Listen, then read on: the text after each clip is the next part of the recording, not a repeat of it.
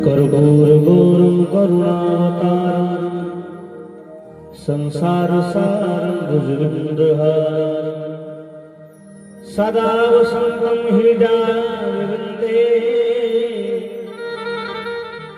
भवानी सहितं नमामि। श्री भागवत भगवान की आरती, पापियों को पाप से है तार। श्री भागवत भगवान की आरती, पापियों को पाप से है तार। श्री भागवत भगवान की आरती, पापियों को पाप से है तार। श्री भागवत भगवान की आरती, पापियों को पाप से तारते।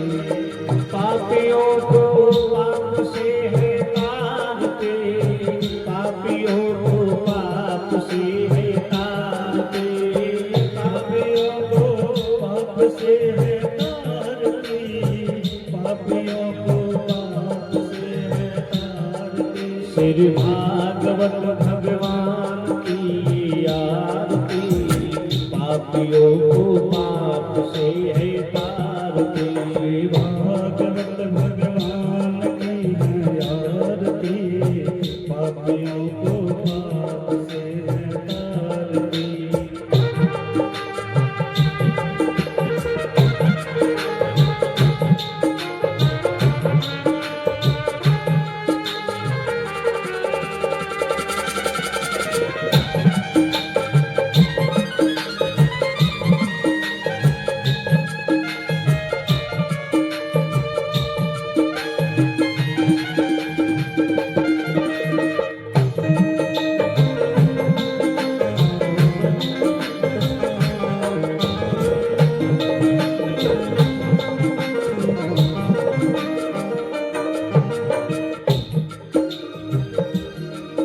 ये अमर ग्रंथ, ये मुक्ति पंथ, ये पंचम वेद निराला, नव ज्योति जगाने वाला।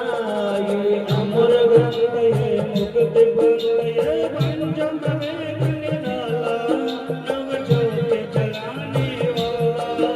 ये अमर ग्रंथ, ये मुक्ति पंथ, ये पंचम वेद निराला, नव ज्योति जगाने। ये अमर ग्रंथ, ये मुक्ति ग्रंथ, ये पंचम वेद निराला, नव ज्योति जलाने वाला। हरि नाम यही हरि धाम यही, हरि नाम यही, हरि नाम यही हरि धाम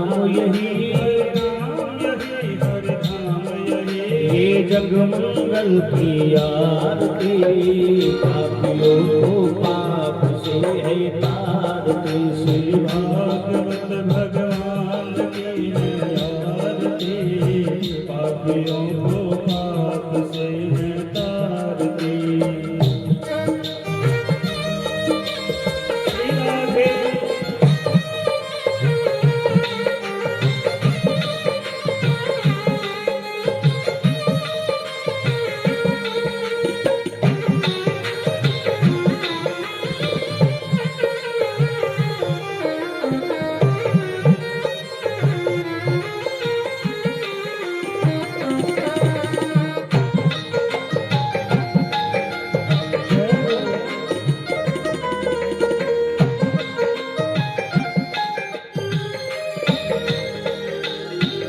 ये शांति गीत पावन पुनीत, पापों को मिटाने वाला, हरि दर्श कराने वाला।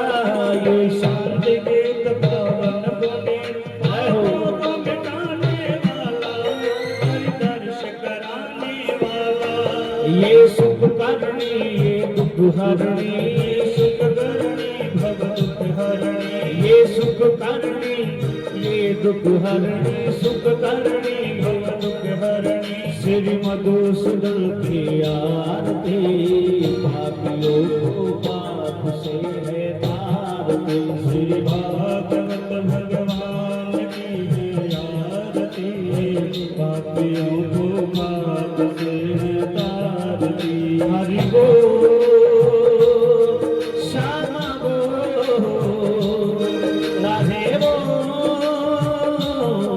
हरि बोल हरि बोल राधे बोल श्याम बोल हरि बोल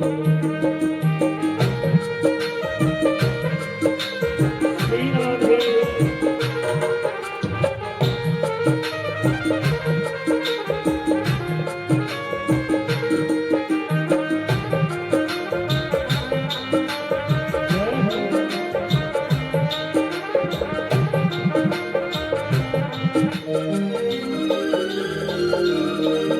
ये मधुर बोल जगबंद बोल सदमार्ग दिखाने वाला बिगड़ी को बनाने वाला ये मधुर बोल जगबंद बोल सदमार्ग बताने वाला बिगड़ी को बनाने वाला ओ बिगड़ी को बनाने वाला बिगड़ी को बनाने वाला श्री राम ही घनश्याम यही यही गोपाल यही श्री राम यही घनश्याम यही यही गोपाल यही ये प्रभु महिमा की आरती पापियों को पाप से है तारती श्री भागवत भगवान की आरती पापियों को पाप से है तारती छाटा लगा नीर का पाप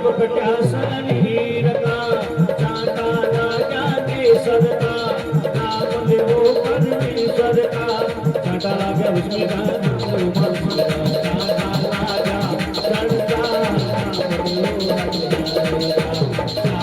लगा केसर का नाम देवो परमेश्वर का चाटा लगा पानी का नाम देवो राधा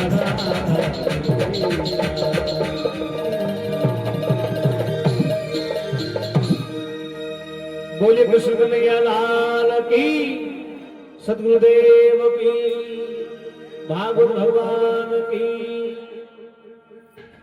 मंत्र पुष्पांजलिं कुर्यात् हरिः ओं महायज्ञेन यज्ञमयि जन्त देवास्तानि धर्माणि प्रथमान्नासन्ना ते हनाकं महिमानः सजन्त यत्र पूर्वे साध्याः सन्ति देवाः हरि ओं नानासुगन्धिपुष्पाणि यथा कालोद्भवानि च पुष्पाञ्जलिर्मया दत्तो गृहाणात् परमेश्वर सुमन सुगंधि सुमन लह सुमन सुगंधि सुजान पुष्पांजलि अर्पण करो मेरे देव करो स्वीकार महामंत्र पुष्पांजलिं समर्पयामि भोले लंबोदर गणेश भगवान की कृष्ण कन्हैया लाल की जय श्यामलाल सेठ की राधा कृष्ण भगवान की श्री बालाजी महाराज की पवन सुत हनुमान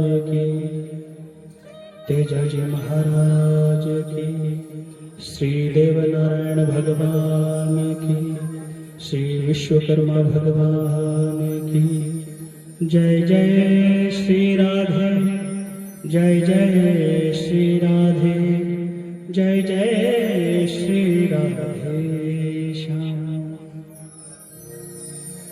बड़े भाव से सभी भक्तगण अपने अपने स्थान पर विराजमान हो जाएंगे। बड़े भाव से भगवान का ध्यान करते हुए कथा में प्रवेश करेंगे। ओम स्वस्ति श्री गणेशाय नमः श्री वेद पुरुषाय नमः विनायकं गुरुं भानुं ब्रह्म विष्णु महेश्वर सरस्वती प्रणम्यादो कथा कार्यार्थ सिद्धये नमो ब्रह्मण्य देवाय गो ब्रह्मण्य हिताय च जगद्धिताय कृष्णाय गोविन्दाय नमो नमः वर्णानामर्थसंधाना रसानां छन्दसामपि मंगलानां च कर्तारो वन्दे वाणिविनायको सच्चिदानन्दरूपाय विश्वोत्पत्त्यादिहेतवे तापत्रयविनाशाय श्रीकृष्णाय वयं नुमः। यं प्रव्रजन्तमनुपेतमपेतकृत्यं द्वैपायनो विरहकातर्या जुहाव पुत्रेति तन्मयतया तर्वोऽभिनेदुस्तं सर्वभूतहृदयं मुनिमानतोऽस्मि। शान्ताकारं भुजगशयनं पद्मनाभं सुरेशं विश्वधारं गगनसदृशं मेघवर्णं शुभांगं श्रीलक्ष्मीकान्तं कमलनयनं योगिभिर्ध्यानगम्यं वन्दे विष्णुं भव्यहरं सर्वलोकैकनाथम्। मंगलं भगवान् विष्णु मंगलं गरुडध्वजा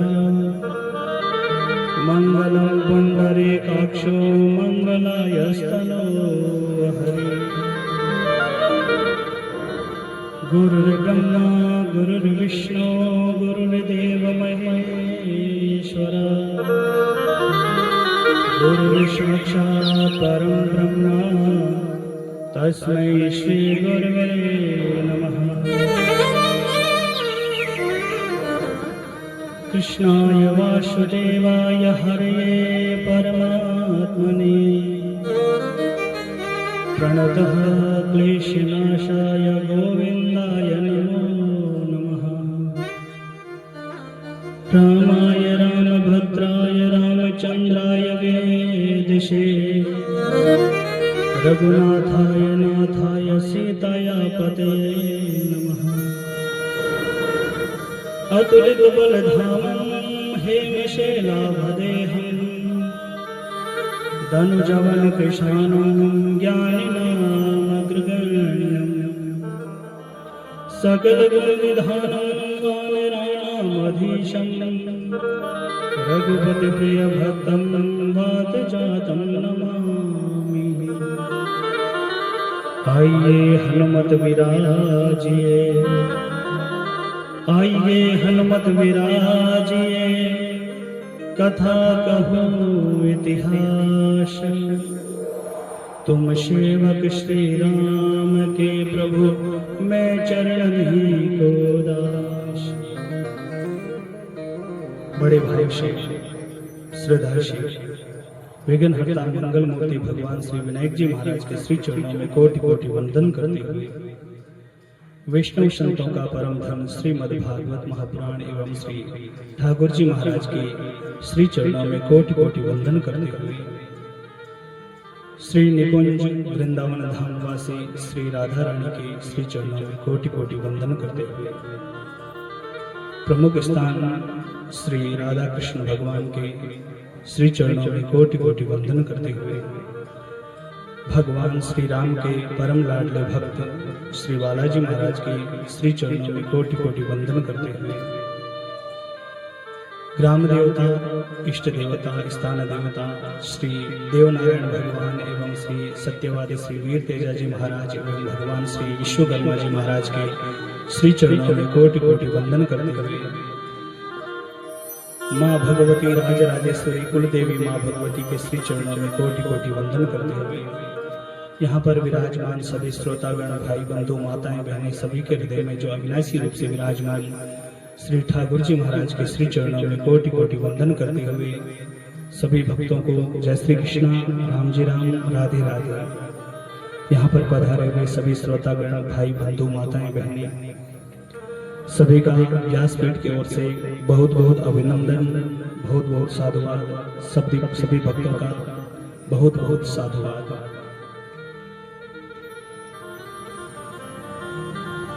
कथा में प्रवेश करने से पहले मन और वाणी को पवित्र करने वाला भगवान नाम संकीर्तन करतल ध्वनि के साथ में तालियों की सेवा देते हुए सभी माताएं, बहनें, भाई, बंधु, बुजुर्ग बड़े भाव से कीर्तन, उसके बाद में कथा में प्रवेश करेंगे। आइए बड़े भाव से। हे नाथ नारायण वासुदेवा, हे नाथ नारायण वासुदेवा, हे नाथ नारायण वासुदेवा। श्री कृष्ण गोविंद हरे मुरारी, हे नाथ नारायण वासुदेवा। श्री कृष्ण सभी गाई माता काली के साथ में, हे नाथ नारायण वासुदेवा, हे नाथ नारायण वासुदेवा, हे नाथ नारायण वासुदेवा, हे नाथ नारायण वासुदेवा, हे नाथ नारायण वासुदेवा, हे नाथ नारायण वासुदेवा। श्री कृष्ण गोविंद हरे मुरारी, सभी गाइए भाव के साथ में, नारायण वासुदेवा। श्री कृष्ण गोविंद हरे मुरारी, हे नाथ नारायण वासुदेवा।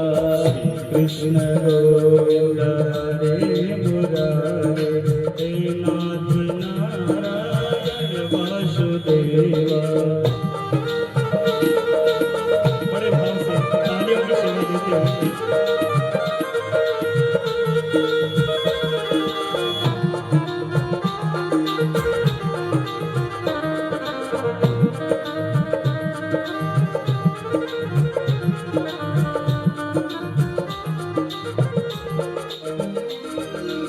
हे नाथ नारायण वासुदेवा, हे नाथ सभी का ये भाव के साथ में, हे नाथ नारायण वासुदेवा, हे नाथ नारायण वासुदेवा, हे नाथ नारायण वासुदेवा। श्री कृष्ण गोविंद हरे मुरारी, हे नाथ नारायण वासुदेवा। श्री कृष्ण गोविंद हरे मुरारी, हे नाथ नारायण वासुदेवा।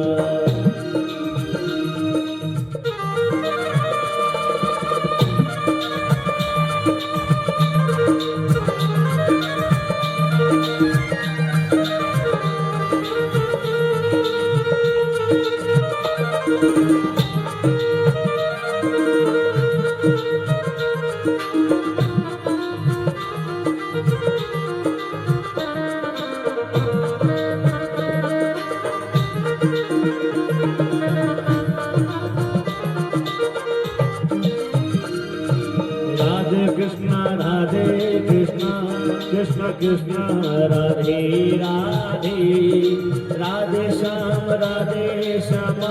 श्याम श्याम राधे राधे। राधे कृष्ण सभी का ये भाव के साथ में, कृष्ण कृष्ण राधे राधे, राधे श्याम श्याम श्याम राधे राधे। ओ राधे कृष्ण कृष्ण कृष्ण राधे राधे, राधे श्याम श्याम श्याम राधे राधे। राधे कृष्ण राधे सभी का ये कृष्ण कृष्ण राधे राधे, राधे श्याम श्याम श्याम राधे राधे। कृष्ण कृष्ण कृष्ण राधे राधे, राधे राधे श्याम श्यामा श्यामा राधे राधे, राधे राधे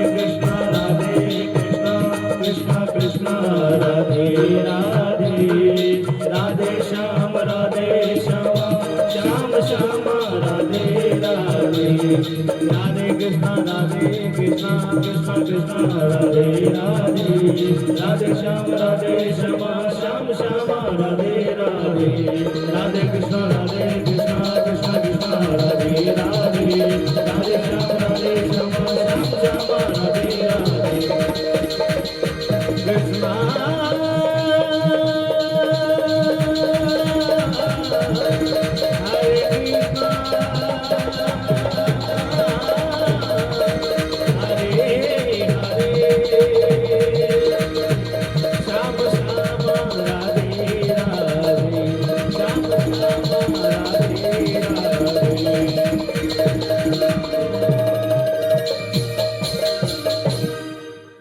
बोलिए कृष्ण कन्हैया लाल की जय श्री राम श्री राधे। आइए बड़े भाई से भगवान श्री राधा कृष्ण भगवान को याद करते हुए कथा में प्रवेश करते हैं।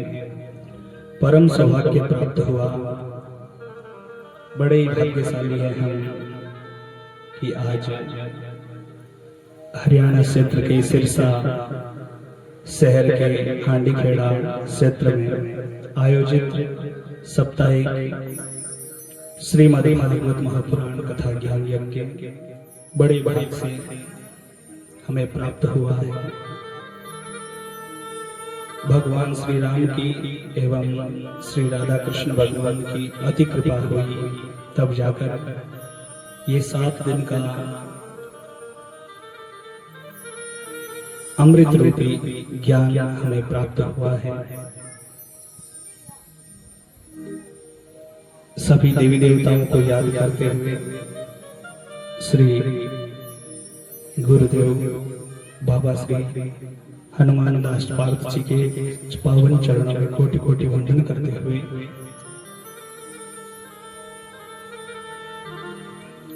बाबा तुलसीदास जी महाराज कहते हैं, संत समागम हरि कथा और तुलसी दुर्लभ दो चीज हमेशा दुर्लभ है। ये भाग्य से नहीं, ये सौभाग्य से प्राप्त होती है। और वो कौन कौन सी? संत समागम और हरि कथा। संतों का दर्शन होना और साथ में भगवान की कथा प्राप्त होना, ये बड़ा ही दुर्लभ है। बाबा तुलसीदास जी महाराज कहते हैं, संत समागम हरि कथा और तुलसी दुर्लभ तो सुतदारा धन लक्ष्मी पापी के भी हो। संतों का मिलना, श्रीमद् भागवत महापुराण रूपी कथा, रामचरितमानस एवं शिव महापुराण आदि ग्रंथ हमारे जो वेदव्यास जी ने बना के रखे हैं, ऐसे पावन महापुराणों के अवसर और संतों का सानिध्य मिलना बड़ा दुर्लभ है। जिस दिन संत और भागवत रूपी कथा हमें मिल जाए तो अपने आप को भाग्यशाली नहीं, सौभाग्यशाली समझना चाहिए। और भगवान की अति कृपा से आज हमें ये दोनों ही बड़े दुर्लभ, भाग्य से नहीं सौभाग्य से मिला। भगवान ने करुणा की, कृपा की, तब जाकर ये दोनों कार्य एक साथ संभव होना भगवान की कृपा से मिला। और दूसरी बात, सुत द्वारा धन लक्ष्मी। सुत कहा गया है अपने परिवार, बेटों को, पोतों को, पड़पोतों को, अपने परिवार को। द्वारा कहा गया है घर, महल, हवेली को। और धन लक्ष्मी, ये माया संसार रूपी जो संसार में काम आने वाली, ये तो पापियों को भी मिल जाती है, लेकिन भगवान श्री कृष्ण स्वरूप, श्री राधा स्वरूप, श्रीमद् भागवत महापुराण कथा एवं संतों का सानिध्य बड़ा दुर्लभ हमें प्राप्त हुआ है। भोलिए भक्त और भगवान की जय। सबसे पहले सिरसा शहर एवं हांडीखेड़ा क्षेत्र निवासी जितने भी आप श्रोतागण भक्तगण हो, आप पर भगवान की अति कृपा हुई, तब मुझे भी इस पावन महापुराण का वाचन करने का अवसर मिला। मैं आप सभी को बहुत सौभाग्यशाली समझता हूँ कि सबसे पहले भगवान की कृपा आप पर हुई कि हमारे भक्त कथा को श्रवण करें, कथा को सुने और अपने जीवन को धन्य बनाएं। आप पर अति कृपा हुई, तब जाकर मुझे भी ये अवसर हरियाणा क्षेत्र में आने को अवसर मिला। आपकी वजह से मैं हरियाणा क्षेत्र में पहली बार आया, राजस्थान से बाहर कहीं गया नहीं।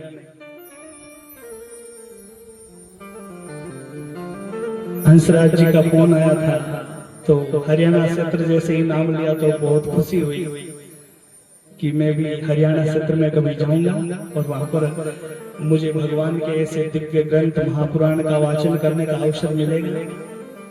कभी सोचा ना था, लेकिन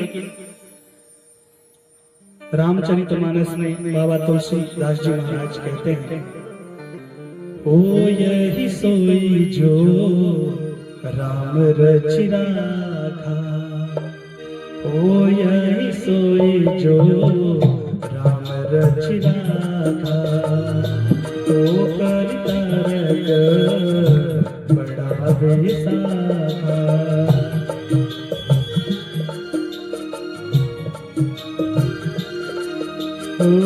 जय सिया राम, जय सिया राम, जय सिया राम, जय जय सिया राम, जय सिया राम, जय जय सिया राम, जय सिया राम, जय जय सिया राम, ओ जय सिया राम, जय जय सिया राम, सिया राम, जय जय सिया राम। ओ यही सोई राम रचि राखा, जो भगवान श्री रामचंद्र जी ने जो रच कर रखा है वही होता है। हम तो तर्क वितर्क कर सकते हैं, विचार कर सकते हैं, लेकिन होता वही है जो हमारे प्रभु श्री राम चाहते हैं। विचार तो बहुत सारे, तर्क वितर्क तो बहुत सारे कर लेते हैं, लेकिन होता वही है जो भगवान विधाता ने जो लेख लिख कर रखा है वही होता है। तो बड़ा अवसर मिला है आप सभी परम भक्तों के बीच में मुझे श्रीमद् भागवत महापुराण का वाचन करने का अवसर मिला है। मैं खुद को भाग्यशाली नहीं, मैं आप सभी को सौभाग्यशाली समझता हूँ कि आपकी कृपा से ही मुझे ये अवसर प्राप्त हुआ है।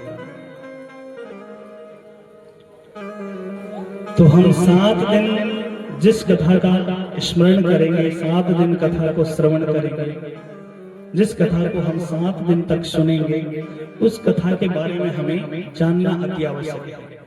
क्योंकि जब तक हम श्रीमद् भागवत महापुराण के बारे में जानेंगे नहीं, तब तक ये कथा हमारे समझ में नहीं आएगी। तो ये कथा क्या है और ये कथा क्या करती है, इस कथा से क्या फल मिलता है, जानना अति आवश्यक है। कोई भी व्यक्ति हो तो उसका परिचय होना जरूरी है। जैसे कि श्रीमद् भागवत जी हमारे बीच में विराजमान है, ये 7 दिन की ज्ञान गंगा है जो हमारे इस हरियाणा क्षेत्र के सिरसा शहर में हांडीखेड़ा ग्राम में बहेगी 7 दिन तक। तो इस ज्ञान गंगा से क्या फल मिलेगा, इससे क्या होगा, इसके बारे में जानना बहुत जरूरी है। सबसे पहला प्रश्न ये रहेगा कि श्रीमद् भागवत महापुराण का अर्थ क्या है। श्रीमद् माने जैसे कोई व्यक्ति होता है, जैसे ब्राह्मण देवता होते हैं मानो, तो ब्राह्मण देवता के ललाट में जो तिलक रहता है जिससे सुशोभित होता है, उसी प्रकार हमारे ये महापुराण इनके आगे श्रीमद् लगा रहता है। श्रीमद् माने ये भागवत जी का तिलक है।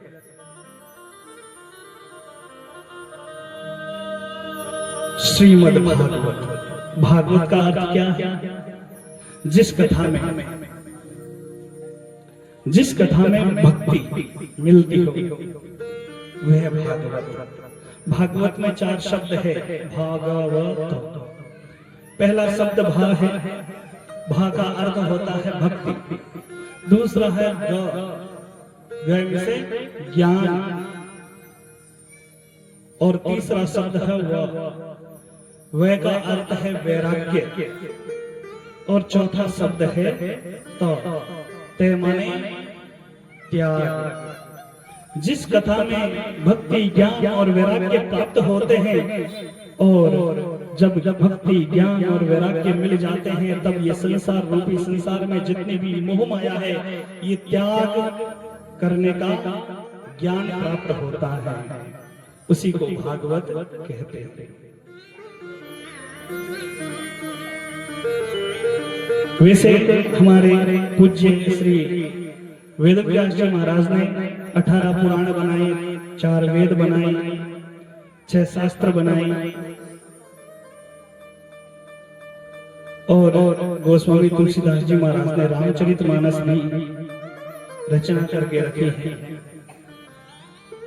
तो कहीं पर श्रीमद् भागवत महापुराण कथा होती है, कहीं पर श्री रामचरितमानस होती है, कहीं पर शिव महापुराण होती है, कहीं पर महाभारत की कथाएं भी होती है। तो इन कथाओं से क्या क्या सीख मिलती है? बोले महाभारत कथा सुनने से क्या संकेत मिलते हैं? बोले महाभारत में वो सब वस्तु लिखी है जो इस संसार में होती है। इसलिए छोटा बालक जो होता है उसे महाभारत पढ़ानी चाहिए, सुनानी चाहिए, सिखानी चाहिए। महाभारत जीना सिखाती है, महाभारत जीना सिखाती है। तो फिर रामचरितमानस क्या करती है? रामचरितमानस हमें सही रास्ते पर चलने की दिशा देती है।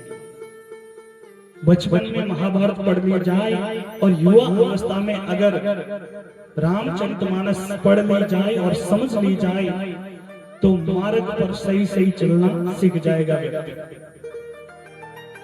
तो ये भागवत महापुराण क्या करती है बताओ? महाभारत जीना सिखाती है, रामचरितमानस चलना सिखाती है। तो ये भागवत महापुराण क्या करती है? बोले ये महाभारत मरना सिखाती है। ये श्रीमद् भागवत महापुराण मरना सिखाती है। बोले महाराज मरने का सीखनो, मरना तो है ही। मरने में मरना क्या सीखना है? आया है वो तो एक दिन मरेगा, ये मरना भी क्या सीखना पड़ता है क्या? मैं तो कहता हूँ मरना भी सीखना चाहिए। भगवान करुणावान है, भगवान दयावान है, भगवान ने मनुष्य देह हमें देकर भेजा है। भगवान भी चाहते हैं कि ये 84 लाख योनियों से भटकता हुआ जीव ये कब तक भटकेगा, और बाकी जितनी भी योनियां हैं उसमें मोक्ष संभव नहीं है महाराज। केवल और केवल ये मनुष्य जीवन जो है, केवल और केवल ये मनुष्य जीवन है, इसमें मोक्ष प्राप्त होता है, मोक्ष संभव है। इसलिए भगवान भी चाहते हैं कि अब तो तुम्हारे जीव का कल्याण कर लो, अब तो तुम्हारी आत्मा का कल्याण कर लो। भगवान भी चाहते हैं। और हम क्या करते हैं? इस संसार में आने के बाद में ये मेरा, वो मेरा, घर मेरा, जमीन मेरी। हाँ, व्यक्ति का उत्तरदायित्व है, धर्म है कि परिवार का पालन पोषण करना, भाईचारे में रहना, घर बनाना, जमीन खरीदना, ये धर्म है। लेकिन सभी को अपना खुद का मानना अधर्म है। जब हम समझ जाते हैं कि ये मेरा है, ये मैंने किया है, यही अधर्म है, यही भूल है, यहाँ पर जीव फंस जाता है और वापिस 84 लाख योनियों में भटकना प्रारंभ हो जाता है। मैं तो कहता हूँ ये जितने भी घर है, ये जितनी भी महल है, जितनी भी जमीन है, ये सब अपना कुछ भी नहीं है। ये तो परमात्मा की कृपा से हमें प्राप्त हुआ है। कुछ समय तक हमारे पास रहेगा और फिर हमारी आने वाली पीढ़ियां इनका उपभोग करेगी। अरे जिसे हम अपना मानते हैं वो अपना नहीं है, और मैं तो कहता हूं ये शरीर भी अपना नहीं है। अगर ये होता हमारा, ये अगर मनुष्य शरीर भी अगर हमारा होता तो ये हमारे कहने में रहता। कभी घुटने दुखने लग जाते हैं, गोल्डा होगा ना, गोल्डा दुखने लग जाओ। और ये शरीर अगर अपना है तो ये अपने कहने में रहता। हम अगर ऑर्डर दे दे कि ए भाई घुटने दुख मत, और अगर ये रुक जाए तो ये शरीर अपना है, नहीं तो अपना नहीं। इस संसार में जितनी भी वस्तु मिलने वाली वो अपनी नहीं है, अपना तो केवल परमात्मा है। महापुरुषों ने इस संसार में दो वस्तु सत्य बताई है और दो असत्य। दो वस्तु सत्य क्या है और दो वस्तु असत्य क्या है, उसका वर्णन हम करेंगे। असत्य वह है, एक तो संसार और एक शरीर। बोले संसार असत्य कैसे है? बोले संसार असत्य इसलिए है कि ये बदलता रहता है, ये झूठा है। झूठा मतलब जो वस्तु बदल जाए वो झूठी है, वो सत्य हो नहीं सकती। और ये शरीर भी बदलता है, ये भी तो झूठा है। तो बोले सत्य क्या है? बोले सत्य पहले तो आत्मा और दूसरी परमात्मा। ये दो वस्तु सत्य है, ये कभी बदलती नहीं है, ये अविनाशी है। हमने गीता में पढ़ा था, हम गीता में पढ़ते हैं ना, ये आत्मा कभी जल नहीं सकती, ये मर नहीं सकती, ये कभी जन्म नहीं लेती, ये तो अजर अविनाशी है।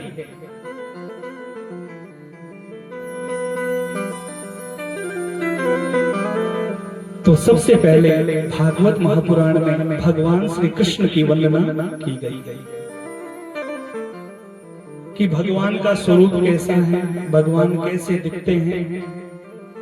भगवान के बारे में भी जानना चाहिए कि भगवान कैसे दिखते हैं। कभी किसी ने भगवान को देखा? ये भागवत हमें भगवान के दिव्य दर्शन करवाए।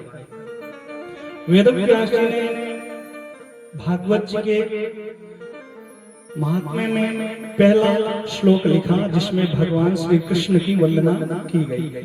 भगवान कैसे हैं, भगवान करते क्या हैं और भगवान दिखते कैसे हैं। तो सबसे पहले भागवत जी की महिमा, सच्चिदानंद रूपाय सच्चिदानंद रूपाय विश्वोत्पत्त्यादि हेतवे तापत्रय विनाशाय श्री कृष्णाय वयं नमः।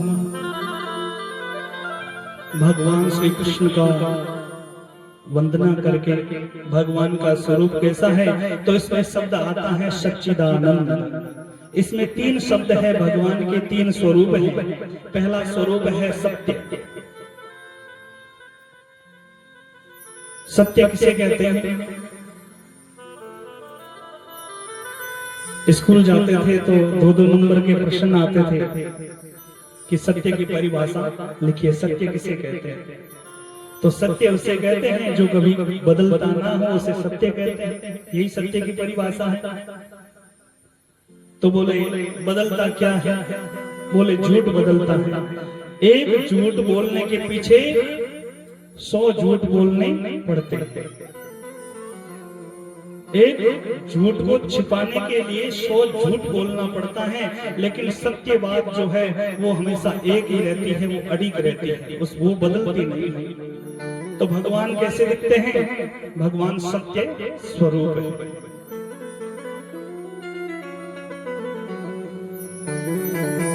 बोले ये संसार झूठा कैसे है?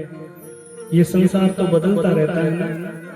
संसार बदलता कैसे है? पहले जमीन खाली रहती है, फिर उस पर कच्चे झोंपड़े बनते हैं, फिर नई नई पीढ़ियां आती हैं, वैसे वैसे नई नई डिजाइन इंजीनियर बनाते हैं। उसी प्रकार झोंपड़ों की जगह मकान बनते हैं। मकान बनने के बाद में कुछ पीढ़ियों के बाद में मकान की जगह हवेली बनती है। तो संसार तो बदलता है ना। बोले संसार दिखता है तो झूठा कैसे है।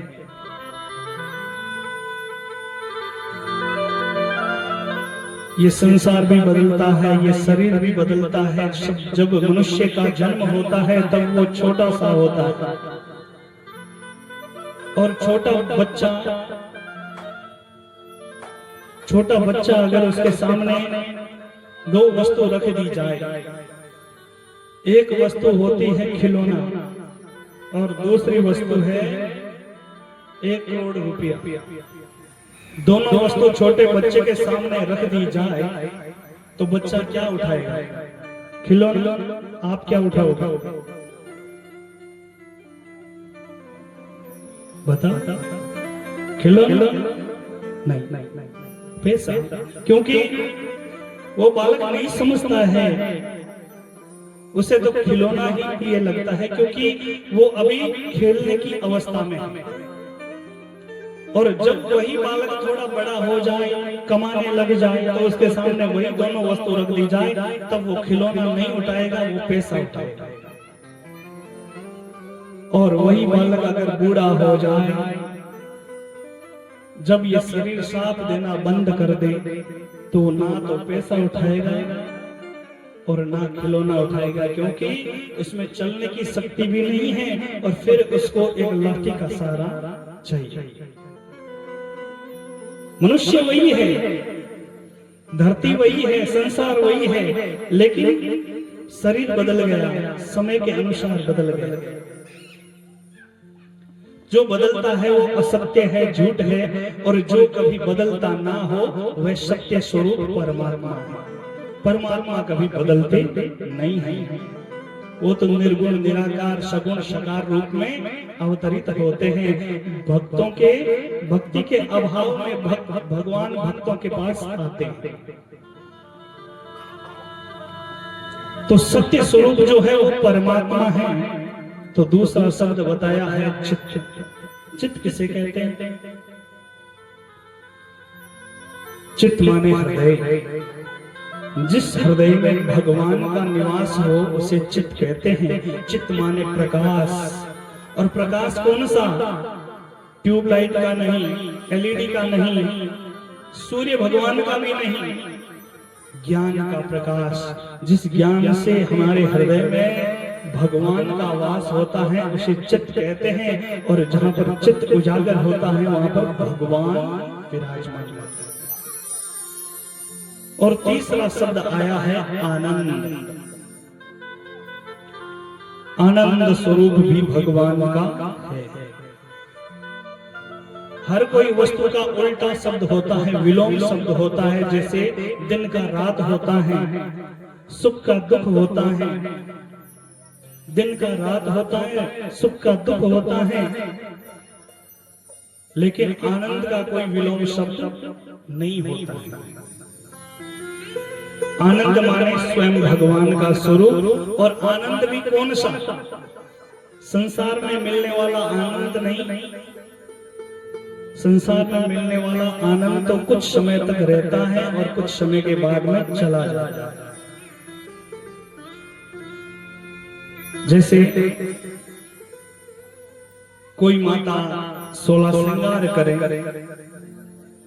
सजने में 2 घंटे लग जाए, बढ़िया मेकअप वगैरह करके, तिलक विलक लगा के, श्रृंगार करके सजने में 2 घंटे लग जाए, और थोड़ी देर बाद में कोई मिल जाए और कहेगा आहा तुमने बहुत बढ़िया श्रृंगार किया है, तो आनंद मिल जाता है। वो आनंद नहीं, क्योंकि सब अच्छा कहने वाले नहीं हैं, कोई कोई बुरा भी कह देते हैं, इसलिए दुख भी हो जाता है। इसलिए कुछ क्षण के लिए आने वाला आनंद वो आनंद नहीं, वो परमानंद जो भगवान स्वयं है। जैसे भगवान श्री कृष्ण का जन्मोत्सव मनाते हैं तो नंद बाबा के महल में हम क्या कहते हैं? नंद घर आनंद भयो। आनंद क्यों कहते हैं? स्वयं आनंद आया है, स्वयं आनंद का भंडार आया है, इसलिए आनंद कहते हैं। वही आनंद स्वरूप भगवान का है। बोले भगवान सत्य स्वरूप है, चित्त स्वरूप है, आनंद स्वरूप है। तो भगवान करते क्या है? बोले विश्वोत्पत्त्यादिहेतवे, बोले ये विश्व की उत्पत्ति करते हैं, पालन पोषण करते हैं और फिर संहार भी कर देते हैं।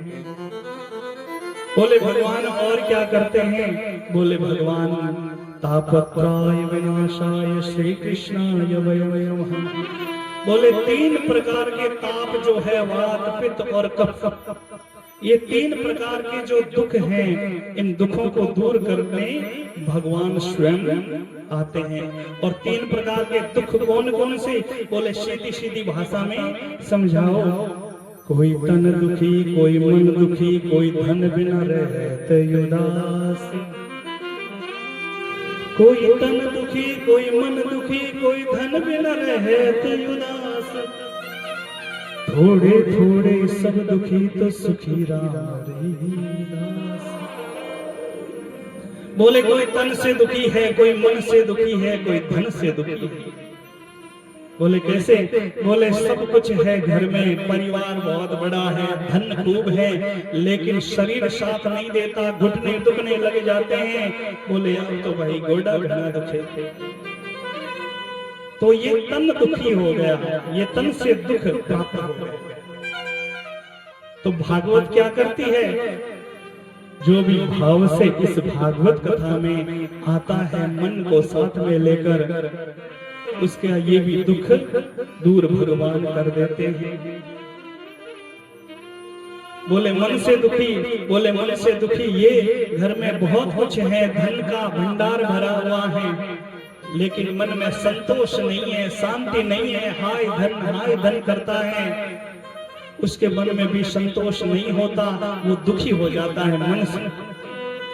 इसलिए इस कथा में आने से संतोष की प्राप्ति होती है, जिससे मन में शांति मिलती है, और जिनको शांति मिलती है उन्हें भगवान प्राप्त हो जाते हैं। इस भागवत में आने से तन का दुख भी दूर होता है, मन का दुख भी दूर होता है, और धन का दुख भी दूर होता है। बोले परिवार बहुत बड़ा है, परिवार में बेटे बेटी पोता पोती सब कुछ है, लेकिन धन का अभाव है, और जो मन से भाव से कथा में आ जाए तो भगवान धन की भी प्राप्ति करवा देते हैं।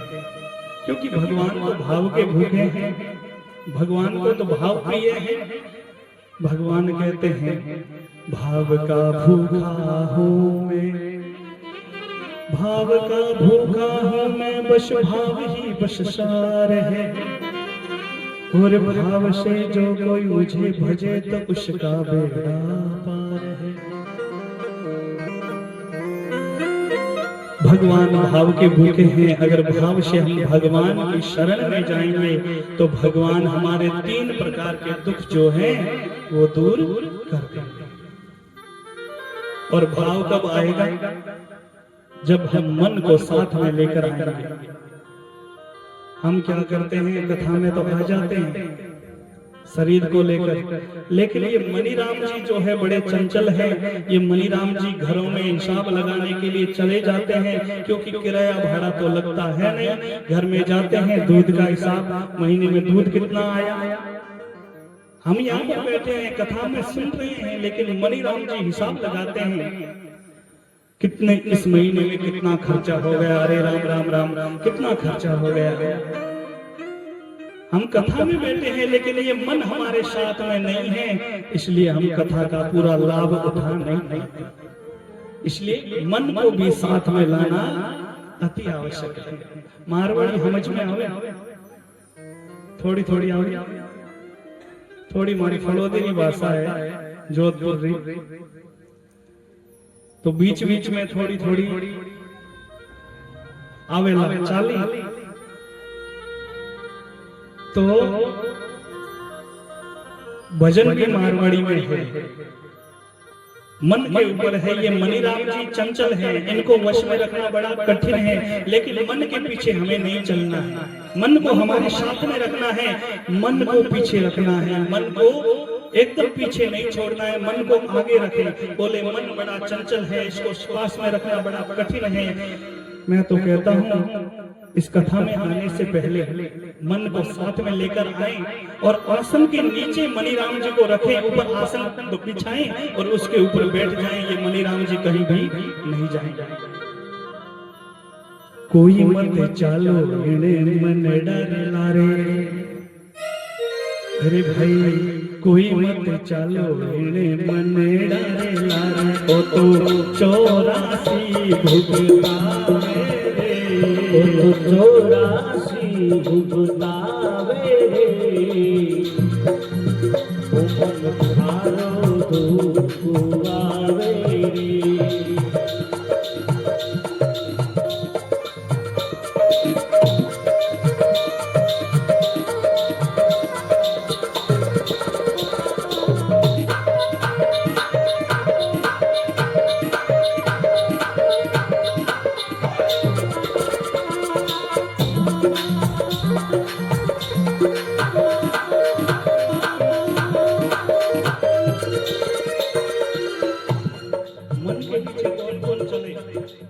जो मन के पीछे चले उनकी क्या दशा हुई वो हम इस भजन के माध्यम से समझ पाए। मन रे मते राजा रावण चालो, मन रे मते राजा रावण चालो, मन रे मते राजा रावण चालो, मन रे मते राजा रावण चालो, सीता ने हर लायो रे, कोई तो सीता ने हर लायो रे, मन तारो दो आवे रे, मन तारो दो आवे रे, कोई मत चलो इन मन डरे लारे, कोई मत चलो इन मन डरे लारे, तो 84 जावे रे, तो 84 भुगतावे रे, मन तारो दो आवे रे।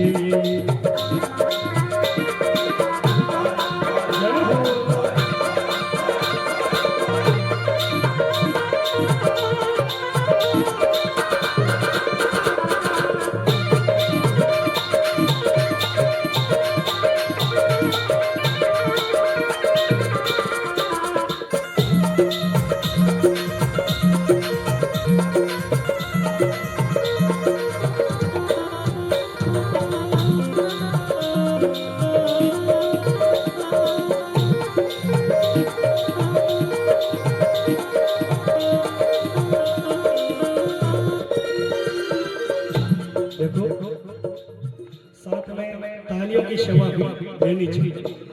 तालियों में कंजूसाई नहीं, इसमें तो किराया भाड़ा नहीं लगता। तालियां बजावा तो किराया भाड़ा लागे कौन लागे, तो ताली बजाने से फायदे भी बहुत है। जो भाग्य में अगर कुछ वंचित हैं हम, तो भगवान की इस दिव्य सत्संग में तालियां बजाने से, हाजिरी लगाने से भाग्य की रेखा भी बदल जाती है। पहला फायदा।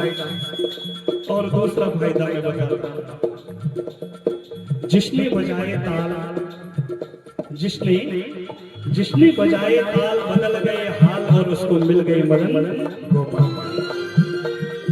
तो हमें मदन गोपाल को प्राप्त करना है, तो तालियों की मीठी मीठी सेवा साथ में देना ना भूलना।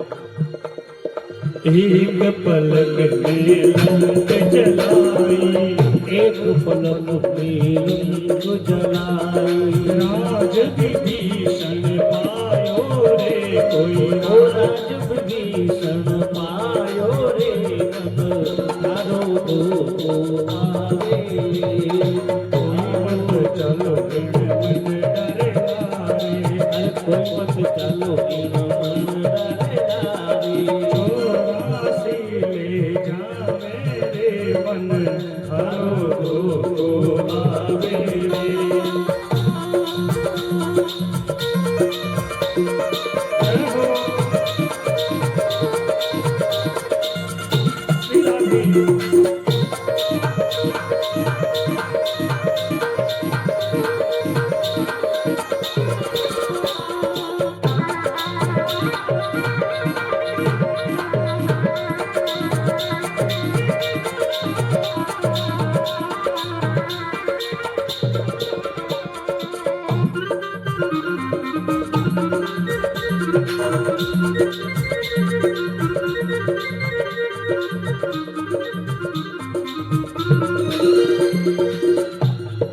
मनर मते हिरणा कुश चालो मनर मते हिरणा कुश चालो मनर मते हिरणा कुश चालो मनर मते हिरणा कुश चालो राम जी रो नाम छुड़ायो रे कोई राम जी रो नाम छुड़ायो रे मन आरो दो आवे रे मन आरो दो आवे रे अंग पाड़ हिरणा कुश मार्यो अंग पाड़ हिरणा कुश मार्यो नर सिंह रूप बनायो रे कोई आरो दो आवे रे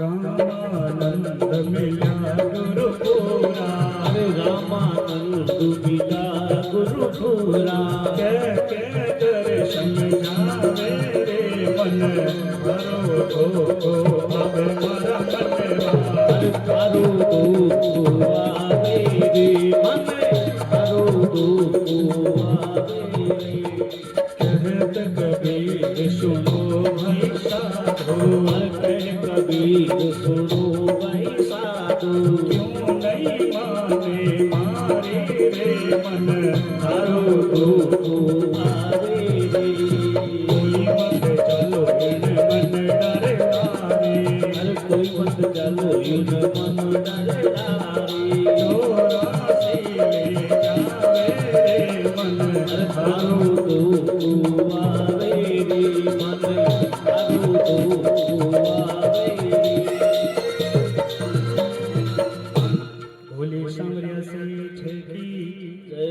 तो मन के पीछे हमें नहीं चलना है, मन हमारे पीछे चले ये बात हमें याद रखनी है। मन के पीछे कौन चला? रावण। उसकी क्या दुर्दशा हो गई। ये तो रामायण तो हमने सबने सुन के रखी है, किस किसने नहीं सुनी? आप लड़ा कीजिए। रामायण तो सबने सुनी है, राम कथा। तो लंका एक पलक में भस्म हो गई महाराज, क्योंकि उसने मन की मर्जी के पीछे वो चला। तो ये गलती हमें नहीं करनी है। और हिरण्यकश्यप ये राक्षस, ये भी अपने मन के पीछे चला। भगवान विष्णु को अपना वैरी समझने लगा। जिसके घर में भक्त प्रहलाद जी जैसे भक्त अवतरित होते हैं और दुष्ट हिरण्यकश्यप का वध उद्धार भगवान नरसिंह करते हैं। तो मन के पीछे हमें नहीं चलना है। मन को साथ में रखेंगे तो भगवान के दिव्य झांकी का हमें दर्शन हो जाएगा। और जिस दिन भगवान के दर्शन हो गए मानो, उस दिन हमारा जीवन सफल हो जाएगा। और यही हमें भागवत कथा सिखाएगी इन 7 दिनों में। बोले भागवत क्या करती है? बोले आज पहला दिन है, आज का माहौल, और आज से ठीक 7 दिन के बाद का जो माहौल हमें परिवर्तित होने लगा। मन में एक अलग वस्तु का आभास होने लगेगा। यही भागवत हमें सिखाएगा। क्योंकि मन ही भगवान से मिला देता है और मन ही 84 लाख योनियों में भटका देता है। इसलिए मन को हमारे साथ में रखे। हम जहां पर जाएंगे, हम सत्संग में गए तो मन को साथ में रखना अनिवार्य है। मन के हारे हार है, मन के हारे हार है, और मन के जीते जीत। मन ही मिलावत राम को, मन ही करावत फजी। कि मन की गति है अटपटी और झटपट लखी न जाए। जे मन की खटपट मिटे तो चटपट दर्शन हो। ये मन में जो मंथन होता है इसको मिटाइए। हमारा धर्म क्या कहता है, हमारा शास्त्र क्या कहता है, उनकी चरण शरण ग्रहण करने के बाद में हमें भगवान के दिव्य स्वरूप का दर्शन हो जाएगा और हमें भगवान से मिला। हम मनुष्य क्या करते हैं, होता क्या है महाराज कि कुछ लोग ऐसे हैं जो भ्रम पैदा करते हैं, कहते हैं मनुष्य जो है ये मिट्टी का मेल है। मैं तो कहता हूँ महाराज ये मिट्टी का मेल नहीं, ये दिव्य रत्न, ये वो चाबी है जो वैकुंठ की 84 लाख चाबियों में से एक चाबी बची है और यही चाबी जो है वैकुंठ का लॉक खोल सकती है, वैकुंठ का दरवाजा खोल सकती है और वैकुंठ में रहने वाले हमारे जगदीश्वर परमपिता परमेश्वर के चरणों का आश्रय दे देती है। इसलिए हमें इस जीवन में प्रयत्न करना चाहिए, भगवान की प्राप्ति करनी चाहिए। हजारों चाबियों की गुच्छा होता है और एक ताले को खोलने के लिए अलग अलग चाबी का यत्न करते हैं, लेकिन लास्ट में एक चाबी बच जाती है और हम भूल कर देते हैं। ये चाबी हमें 84 लाख योनियों से प्राप्त हुई है, ये मनुष्य रूपी जीवन चाबी। इस चाबी को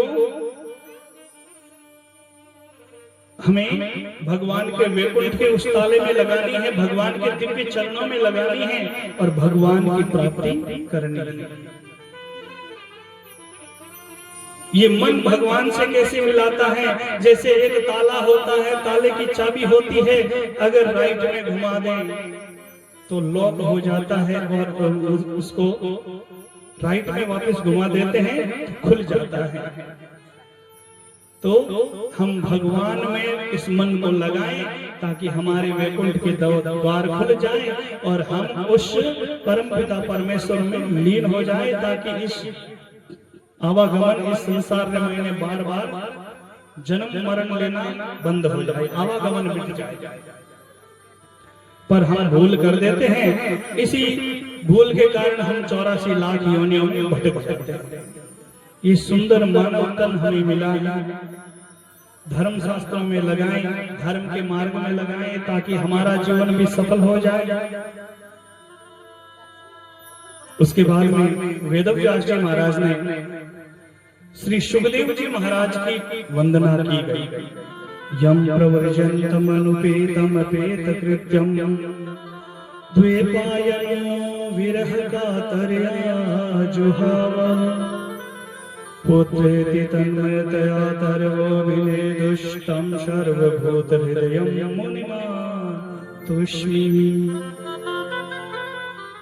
भागवत जी में सुखदेव जी महाराज की वंदना की गई। सुखदेव जी महाराज की जन्म कथा आपने सभी ने सुन के रखी होगी। ये सुखदेव जी महाराज कौन है? कहा जाता है सुखदेव जी महाराज गोलोकवासी निकुंज में निज निवास करने वाले भगवान श्री कृष्ण और श्री राधा रानी के गोद में खेलने वाला तोता है। ये सुखदेव है जो श्री राधा रानी के गोद में खेलने वाला, सुख माने तोता। तो एक दिन भगवान श्री कृष्ण ने श्री राधा रानी के गोद में खेलने वाले सुख से कहा कि सुख तुम मृत्यु लोक में जाओ। अब जैसे ही सुखदेव जी महाराज को कहा कि मृत्यु लोक में जाओ, तो सुखदेव जी डर गए और कहने लगे प्रभु मैं मृत्यु लोक में नहीं जाऊंगा। भगवान ने कहा क्यों, कारण बताओ। तो सुखदेव जी ने कहा कि वो तो मरीजों का अस्पताल है, वहां पर तो जाने के बाद में ये माया लग जाती है और माया लगने के बाद में 84 लाख योनियों में भटकना पड़ता है, इसलिए मैं उस मरीजों के अस्पताल में नहीं जाऊंगा। मृत्यु लोक क्या कहा गया? मरीजों का अस्पताल। बोले मैं उस हॉस्पिटल में नहीं जाऊंगा जहां पर आपकी माया लग जाती है और माया लगने के बाद में 84 लाख में भटक जाऊंगा। मैं तो आपकी माया से डरता हूं प्रभु, मैं मृत्युलोक में नहीं जाऊंगा। अस्पताल में कौन जाता है? मरीज जाता है। और भगवान कहते हैं अस्पताल में 2 जने जाते हैं, एक तो मरीज जाता है और एक डॉक्टर से जाते हैं। डॉक्टर जाएगा तो ही मरीजों का इलाज होगा। हॉस्पिटल में डॉक्टर भी होते हैं, केवल मरीज थोड़ी होते हैं। तो भगवान ने कहा कि सुखदेव, तुम मरीज बनकर नहीं, रोगी बनकर नहीं, तुम डॉक्टर बनकर जाओ और भवसागर से पार करने वाले डॉक्टर बन जाओ। बोले प्रभु कहीं आपकी माया लग गई तो, क्योंकि इस माया से बचना बड़ा मुश्किल है, ये सबसे मुश्किल काम है। संतों से हमें ये सीख मिलती है, संतों ने तो इस संसार का त्याग किया है। हम तो हमारी एक एक फिट अगर जमीन भी दूसरे के पास चली जाए तो हम वो छोड़ने के लिए तैयार नहीं। लेकिन संत महात्मा कितना त्याग करते हैं, वो अपने घर परिवार का त्याग कर देते हैं, अपनी हक की संपत्ति को भी छोड़ देते हैं, भाइयों के नाम छोड़ देते हैं। त्याग तो संतों से सीखिए। तो सुखदेव जी ने कहा मैं मृत्यु लोक में नहीं जाऊंगा प्रभु, आपकी और कोई सेवा हो तो मुझे बताइए। भगवान ने कहा कि देख सुखदेव, तुझे मरीज बनकर नहीं जाना है, तुझे वहां पर डॉक्टर बन के जाना है। बोले मैं वहां पर क्या करूंगा? बोले वहां पर जो 84 लाख से भटके हुए जीवों का उद्धार करने के लिए तुम जाओ, वहां पर भागवत कथा आप जाकर सुनाओ। ये भगवान की आज्ञा से सुखदेव जी महाराज इस मृत्यु लोक में आते हैं। और कहां पर आते हैं? कैलाश पर्वत, पवित्र स्थान जहां पर हमारे भोलेनाथ और मां पार्वती विराजमान हैं। वहां पर सुखदेव जी महाराज भगवान की आज्ञा से सुई के गर्भ से विगलित अंडे के रूप में सुखदेव जी महाराज का जन्म होता है। अब महाराज हुआ क्या, यहाँ पर सुखदेव जी महाराज विगलित अंडे के रूप में अवतरित होते हैं। नारद जी महाराज की दृष्टि पड़ गई। नारद जी महाराज एक सभा में थे और उस सभा में विचार विमर्श चल रहे थे कि सबसे ज्यादा प्रेम कहां पर स्थित है, प्रेम कहां पर रहता है। तो बोले सबसे ज्यादा प्रेम ब्रह्मा जी और ब्रह्माणी के बीच में है। सबसे ज्यादा प्रेम किसके बीच में है? ब्रह्मा जी और ब्रह्माणी के बीच में। तो नारद जी ने कहा ब्रह्मा जी तो सृष्टि रचना में व्यस्त हैं, वो तो सृष्टि का विस्तार कर रहे हैं, उनके बीच में इतना गहरा अटूट प्रेम नहीं मिल सकता। बोले भगवान नारायण और विष्णु के बीच में? बोले वहां पर भी नहीं, क्योंकि भगवान तो संसार का भरण पोषण करने में लगे हुए हैं। बोले सबसे ज्यादा प्रेम फिर महादेव और पार्वती के बीच में होगा, उनके बीच में कोई प्रकार का झगड़ा आज तक नहीं हुआ। नारद जी कहते हैं भगवान भोलेनाथ और मां पार्वती के बीच में झगड़ा तो हुआ, लेकिन मेरी वजह से नहीं। भगवान नारायण और लक्ष्मी के बीच में मेरी वजह से झगड़ा हो चुका है। ब्रह्मा जी और ब्रह्माणी के बीच में मेरी वजह से झगड़ा हो चुका है, पर भगवान भोलेनाथ और मां पार्वती के बीच में मेरी वजह से झगड़ा नहीं हुआ है। नारद जी रो जठे पर फेरो हो जाओगे महाराज, उन घर रे मायने झगड़ो हो जाओ। और नारद जी रो जिन घर रे मायने पग फेरो हो जावे, तेरी झगड़ो हुए तो नारद जी मेट भी देवे। नारद जी जिस जिस से मिले हैं, चाहे देव से मिले, चाहे दानव से मिले, चाहे मानव से मिले, नारद जी जिनको मिले हैं, नारद जी उनको भगवान से मिला देते हैं। नारद शब्द का अर्थ क्या है? जिसकी बात को कोई रद्द ना कर सके उसे कहते हैं नारद। नारद जी ने कहा कि भगवान शंकर और पार्वती के बीच में मेरी वजह से झगड़ा नहीं हुआ, और झगड़ा हो जाए तो मेरी वजह से अगर झगड़ा हुआ है तो उस झगड़े में फायदा भी होना चाहिए। बोले क्या फायदा? बोले सुखदेव जी ने जन्म लिया है और ये खुद सुखदेव इस मृत्यु लोक में आया है, मरीजों के अस्पताल में आया है, और जब तक ये ट्रेनिंग नहीं लेगा, जब तक ये खुद कथा नहीं सुनेगा, तो मरीजों को क्या सुनाएगा? तो बोले भगवान भोलेनाथ और मां पार्वती के बीच में झगड़ा करा दूं, और ऐसा झगड़ा करूं कि जिससे सुखदेव कथा सुन ले और और ये सुखदेव पूरे मरीजों को कथा सुना दे, संसार का कल्याण कर दे, तो ऐसा झगड़ा करा देना चाहिए। नारद जी आते हैं कहां पर? कैलाश पर्वत पर आते हैं। माँ पार्वती विराजमान है, भगवान भोलेनाथ कोई काम से बाहर गए हुए होते हैं। नारद जी आते हैं, नारद जी को देखकर पार्वती जी प्रणाम करती है, अरे गुरुदेव आप आइए। पार्वती जी के गुरुदेव कौन है? पार्वती के गुरु कौन है बताओ? पार्वती जी के गुरु कौन है? नारद जी।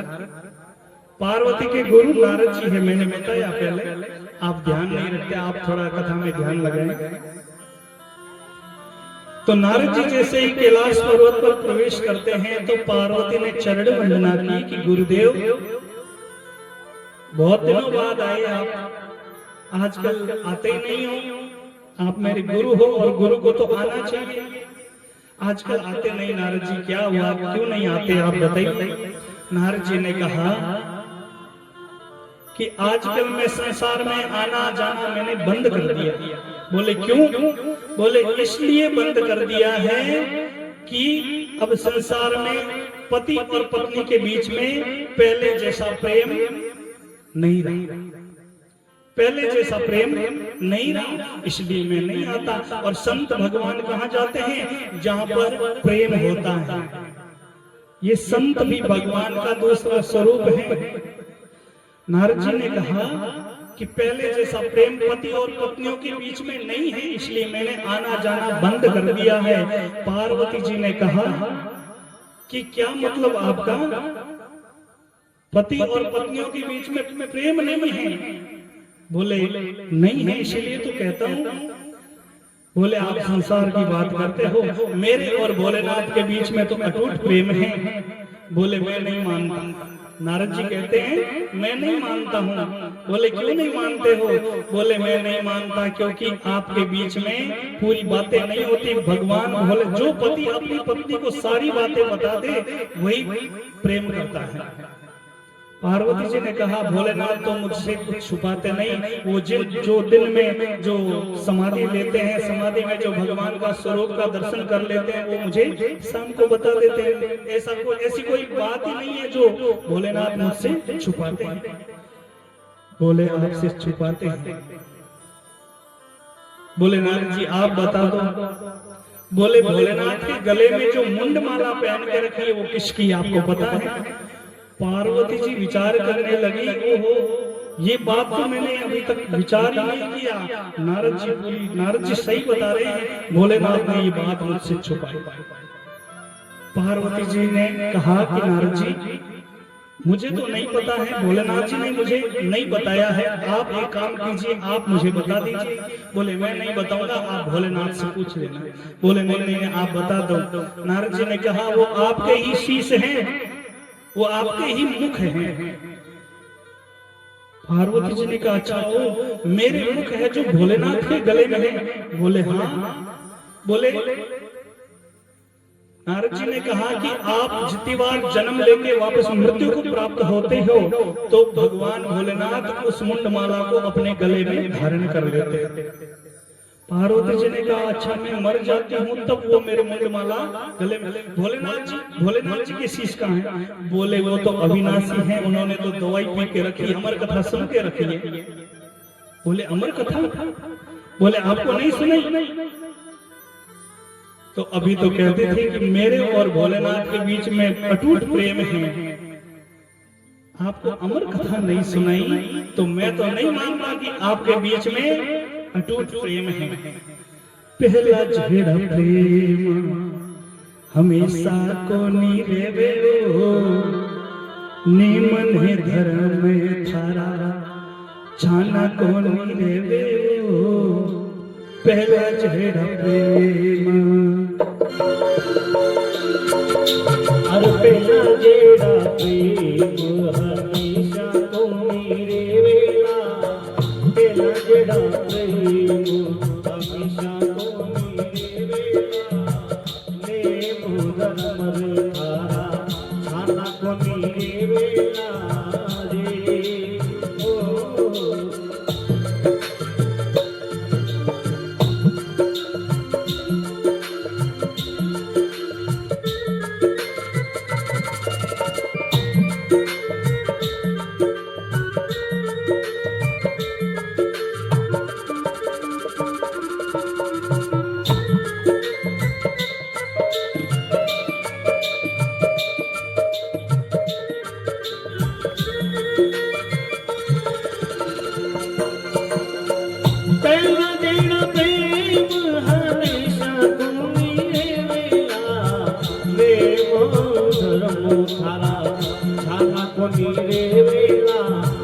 सोनारी बात बताओ बिरु की वेला दे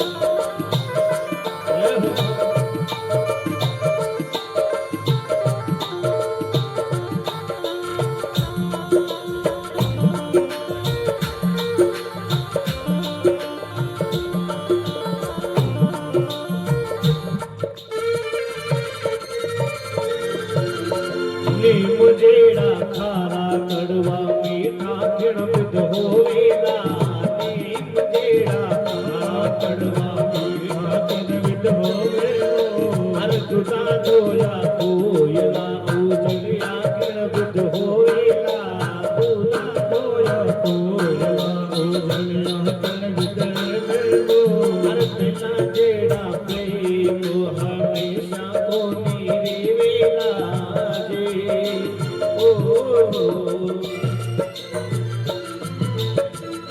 बोलिए भागवत भगवान की जय हो। नारद जी कहते हैं पहले जैसा प्रेम नहीं रहा और मैं कैसे मानूं आपको अमर कथा भगवान भोलेनाथ ने नहीं सुनाई मैया मैं नहीं मानता। और नारद जी वहां से भगवान नारायण की दी हुई वीणा नारायण नारायण गुणगान करते हुए वहां से विदा हो गए। अब महाराज जैसे नारद जी का जाना हुआ और मां पार्वती के पति भगवान भोलेनाथ का आना, आज पार्वती जी क्रोधित अवस्था में विकराल होके देवी पार्वती रुष्ट होके विराजमान हो गई। हमेशा भगवान भोलेनाथ बाहर से आते हैं तो देवी पार्वती हाथों में आरती लेके भगवान भोलेनाथ का स्वागत वंदन करती, लेकिन आज भगवान भोलेनाथ आए पार्वती क्रोधित अवस्था में रुष्ट होके बैठी। भगवान भोलेनाथ ने कहा देवी एक बार आवाज दी, दो बार आवाज दी, लेकिन देवी जी तो बोलिए नहीं माना। भगवान भोलेनाथ ने विचार किया क्या बात है, दिव्य दृष्टि से ध्यान लगाकर देखे तो नारद जी महाराज का आगमन हुआ। देखे वो नारद जी रो गांव है, नारद जी आवे जिन घर रे में नारद जी रो पर फेरो हो जावे घर रे में तो कई काम होना महाराज। और नारद भी दो प्रकार के हैं, यहाँ पर नारद दो प्रकार के बताए, एक सतयुगी नारद और एक कलयुगी नारद। बोले ओ नारद जी आए थे, गुरुदेव आए थे, बोले विचार करना पड़ेगा इस बात पर। भगवान भोलेनाथ ने कुछ युक्ति सोची और कहा देवी पार्वती बेटा कार्तिक कहाँ है, बेटा गणेश कहाँ है, और मेरी भांग कहाँ है। भगवान देखो बड़े सौभाग्यशाली हैं कि महाशिवरात्रि का भी अवसर हमें प्राप्त हुआ। इस महाशिवरात्रि के अवसर पर ये भगवान की दिव्य दिव्य कथाएं हमें प्राप्त हुई, ये भगवान की कृपा है। भगवान भोलेनाथ ने कहा मेरी भांग कहाँ है। जैसे ही भांग का नाम लिया महाराज देवी जी रुष्ट तो थी। हाँ, मोटे बेटे ने तो हलवा चाहिए और छोटे बेटे गणेश ने मोदक चाहिए, और आपने भांग मैं दिन भर ऐज काम करती रहूं और मैं हमारे की काम को नहीं। महादेव जी के टेम्परेचर हाई है, युक्ति से काम लेना पड़ेगा।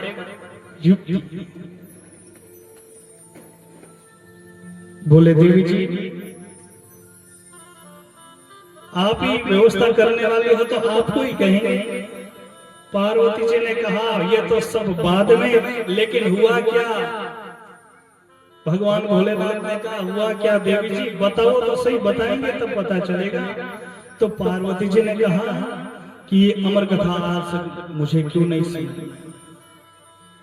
बोले भगवान भोलेनाथ बोले कि देवी जी आपने कभी पूछा नहीं कि अमर कथा क्या होती है, अमर कथा सुनाओ, तो कहेंगे तब सुनाएंगे ना। किसी व्यक्ति को ज्ञान सुनने की आदत होगी, कथा सुनने की अगर इच्छा होगी तो आकर बैठ के सुनेगा। किसी रास्ते पर चलते हुए व्यक्ति को आवाज देकर बुलाएंगे, बैठो भाई ज्ञान की बातें सुनो, कथा सुनो, तो वो सुनेगा क्या? जिसके मन में भाव होगा वही आकर सुनेगा। जबरदस्ती किसी को बुलाकर आकर बिठाएं कि ज्ञान की बातें सुनो हमसे, तो वो सामने वाला क्या जवाब देगा पता है? भगवान री कृपा से ज्ञान छलके है, ज्ञान ढूंढ रही है, मार्ग सुन लो स्वामी, अब आप और उत्तर मिलेगा। लेकिन जिसके मन में भाव होगा वो आकर स्वयं कथा को श्रवण करेगा। तो भगवान भोलेनाथ कहते हैं, देवी जी आपने कभी अमर कथा के बारे में पूछा भी नहीं और आपने कभी कहा नहीं, अगर कह देती तो सुना देता। देवी जी ने कहा कि आपने हमें अमर कथा का महत्व बताया नहीं, तो मैं कैसे पूछूं? कभी आपने मेरे सामने चर्चा भी नहीं की अमर कथा की। बोले अब सुना दूंगा। भोलेनाथ जी ने कहा कि अब सुना दूंगा। देवी जी कहे अब तो सुनाओ नहीं छोड़ी, क्योंकि आवश्यकता है, भांग धतूरे की सेवा चाहिए तो कथा सुनो। भगवान भोलेनाथ ने कहा, देवी ये कथा एकांत में सुननी चाहिए, इस कथा के बीच में कोई प्रकार का विघ्न नहीं आना चाहिए, इसलिए इस कथा को एकांत स्थान में, जहां पर कोई भी पशु पक्षी आकर इस कथा में बाधा नहीं पहुंचाए, वहां पर कथा सुननी चाहिए। एकांत स्थान चुना, आसन लगाया भगवान भोलेनाथ ने अपना, और सामने मां पार्वती विराजमान हुई। और भगवान भोलेनाथ ने कहा कि देखो पार्वती, इस कथा में एक शर्त है, और ये शर्त वो है कि इस कथा में जब जब मैं कथा को कहूंगा तब तब हुंकारे भरने पड़ेंगे। हूँ स्वामी, हाँ स्वामी, हूँ स्वामी, हुंकारे आने चाहिए। क्यों? क्योंकि भगवान भोलेनाथ को पता है कि मैं तो कथा सुनाऊंगा तो समाधि में लीन हो जाऊंगा, आंखें बंद हो जाएगी, और मुझे कैसे पता चलेगा कि पार्वती सामने कथा सुन रही है? तो सामने से अगर हुंकारे की आवाज आएगी तो मुझे आवाज रहेगा कि हाँ कथा सुन रही। क्योंकि कथाओं में क्या होता है, नींद आ जाती है, और नींद आना स्वाभाविक है। कथाओं में नींद आना स्वाभाविक है। जागरण में, सत्संग में, भजन संध्या में नींद आते हैं, क्योंकि ये फूलों का सेज है, और फूलों पर तो अक्सर आपको पता है कि नींद आनी है, कांटों पर कभी नींद नहीं आती। तो ये भजन सत्संग और ये कथा ये क्या है? ये फूल है, और फूलों पर बैठेंगे तो नींद तो आनी है।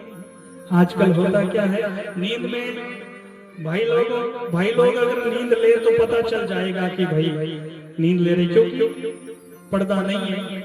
माताओं बहनों का पता नहीं चलता, क्योंकि जब तक नींद नहीं आए तब तो घूंघट ऊपर रहता है, और जब नींद आने लग जाए शट डाउन। और हल्की हल्की कथा रामायण में धीमी धीमी नींद आती रहे, और पड़ोसी ने अगर ठा पड़ जावे कि नींद ले रहे हो तो थोड़ो धीमे से आवाज बोले, मैं ध्यान से कथा सुनो भाई, नींद को नहीं लगे। कथाओं में नींद आना तय है, इसलिए ये नींद क्यों आती है? ये नींद क्यों आती है? ये नींद इसलिए आती है कि ये निद्रा देवी कौन है? ये कुंभकर्ण की पत्नी है। जब भगवान श्री राम ने कुंभकर्ण का वध किया तो ये निद्रा देवी आकर भगवान को बोली कि प्रभु आपने मेरे पति का वध किया है, आपने मेरा आसन छीना है, अब मैं कहाँ जाऊंगी? आपने मेरा आसन छीना है, इसलिए मैं आपके वैकुंठ के द्वार बंद करवा दूंगी। भगवान ने कहा अच्छा, तू मेरे वैकुंठ का द्वार कैसे बंद करवाएगी? बोले आपके वैकुंठ में कौन आता है? बोले जो सत्संग सुनता है, जो भजन सुनता है, जो कथाएं सुनता है, वही तो वैकुंठ में आता है। तो निद्रा देवी कहने लगी जहां पर कथा होगी, भजन होंगे, सत्संग होगी, वहां पर मैं जाकर भक्त के शीश पर बैठ जाऊंगी। जैसे कथा सुनने लगेगा मैं नींद आने लग जाऊंगी, कथा सुनेगा नहीं। और कथा नहीं सुनेगा तो वैकुंठ में वैसे ही कोई नहीं आएगा, और खाली गोडाउन को तो लॉक ही लगता है, ताला ही लगता है महाराज। भगवान ने कहा अच्छा तुझमें इतनी सामर्थ्यता है, मेरे भी भक्त अगर भाव से कथा को सुनकर अगर बीच में जोर से जयकारा बोल देंगे तो तुझे वहां से भागना पड़ेगा। इसलिए हम भी भगवान का जोर से जयकारा लगाते हैं ताकि निद्रा देवी आए नहीं और हमारी इस कथा में कोई बाधा ना हो। बोली सांवरिया सेठ भगवान की जय। जयकारो होले घणो और थाने ध्यान है, जो जय नहीं बोले वो अगले जन्म में काई बने। जय जय करा ना काई बने। ऊंट ऊंट ने क्या माना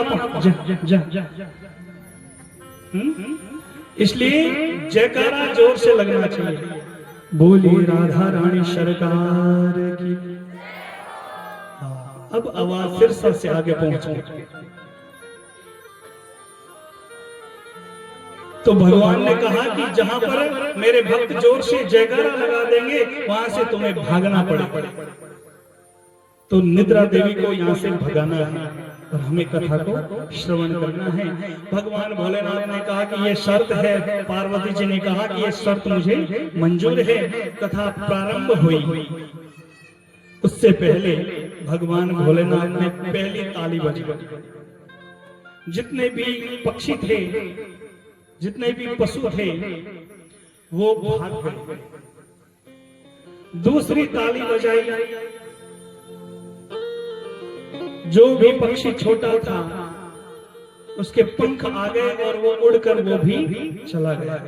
तीसरी ताली में भगवान तीसरी ताली बजाते हैं और त्रिशूल परिक्रमा करता है कैलाश की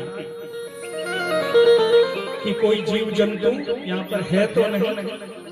पर कैलाश पर्वत पर बर्फ की शिला होने से सुखदेव जी महाराज का वो विगलित अंडा था वो दबकर रह गया और कथा प्रारंभ हुई। और अमर कथा और कोई दूसरी नहीं, यही श्रीमद् भागवत महापुराण। भगवान भोलेनाथ ने भागवत जी की महिमा का बखान किया। उस बखान में सुखदेव जी महाराज उस विगलित अंडे से बाहर आए और जैसे जैसे कथा को श्रवण करते हैं वैसे वैसे पंख आ गए। सुखदेव जी महाराज उस कथा में झूमने लगे, नाचने लगे। भगवान भोलेनाथ के पीठ पीछे बैठकर कथा को श्रवण कर रहे हैं, सुन रहे हैं।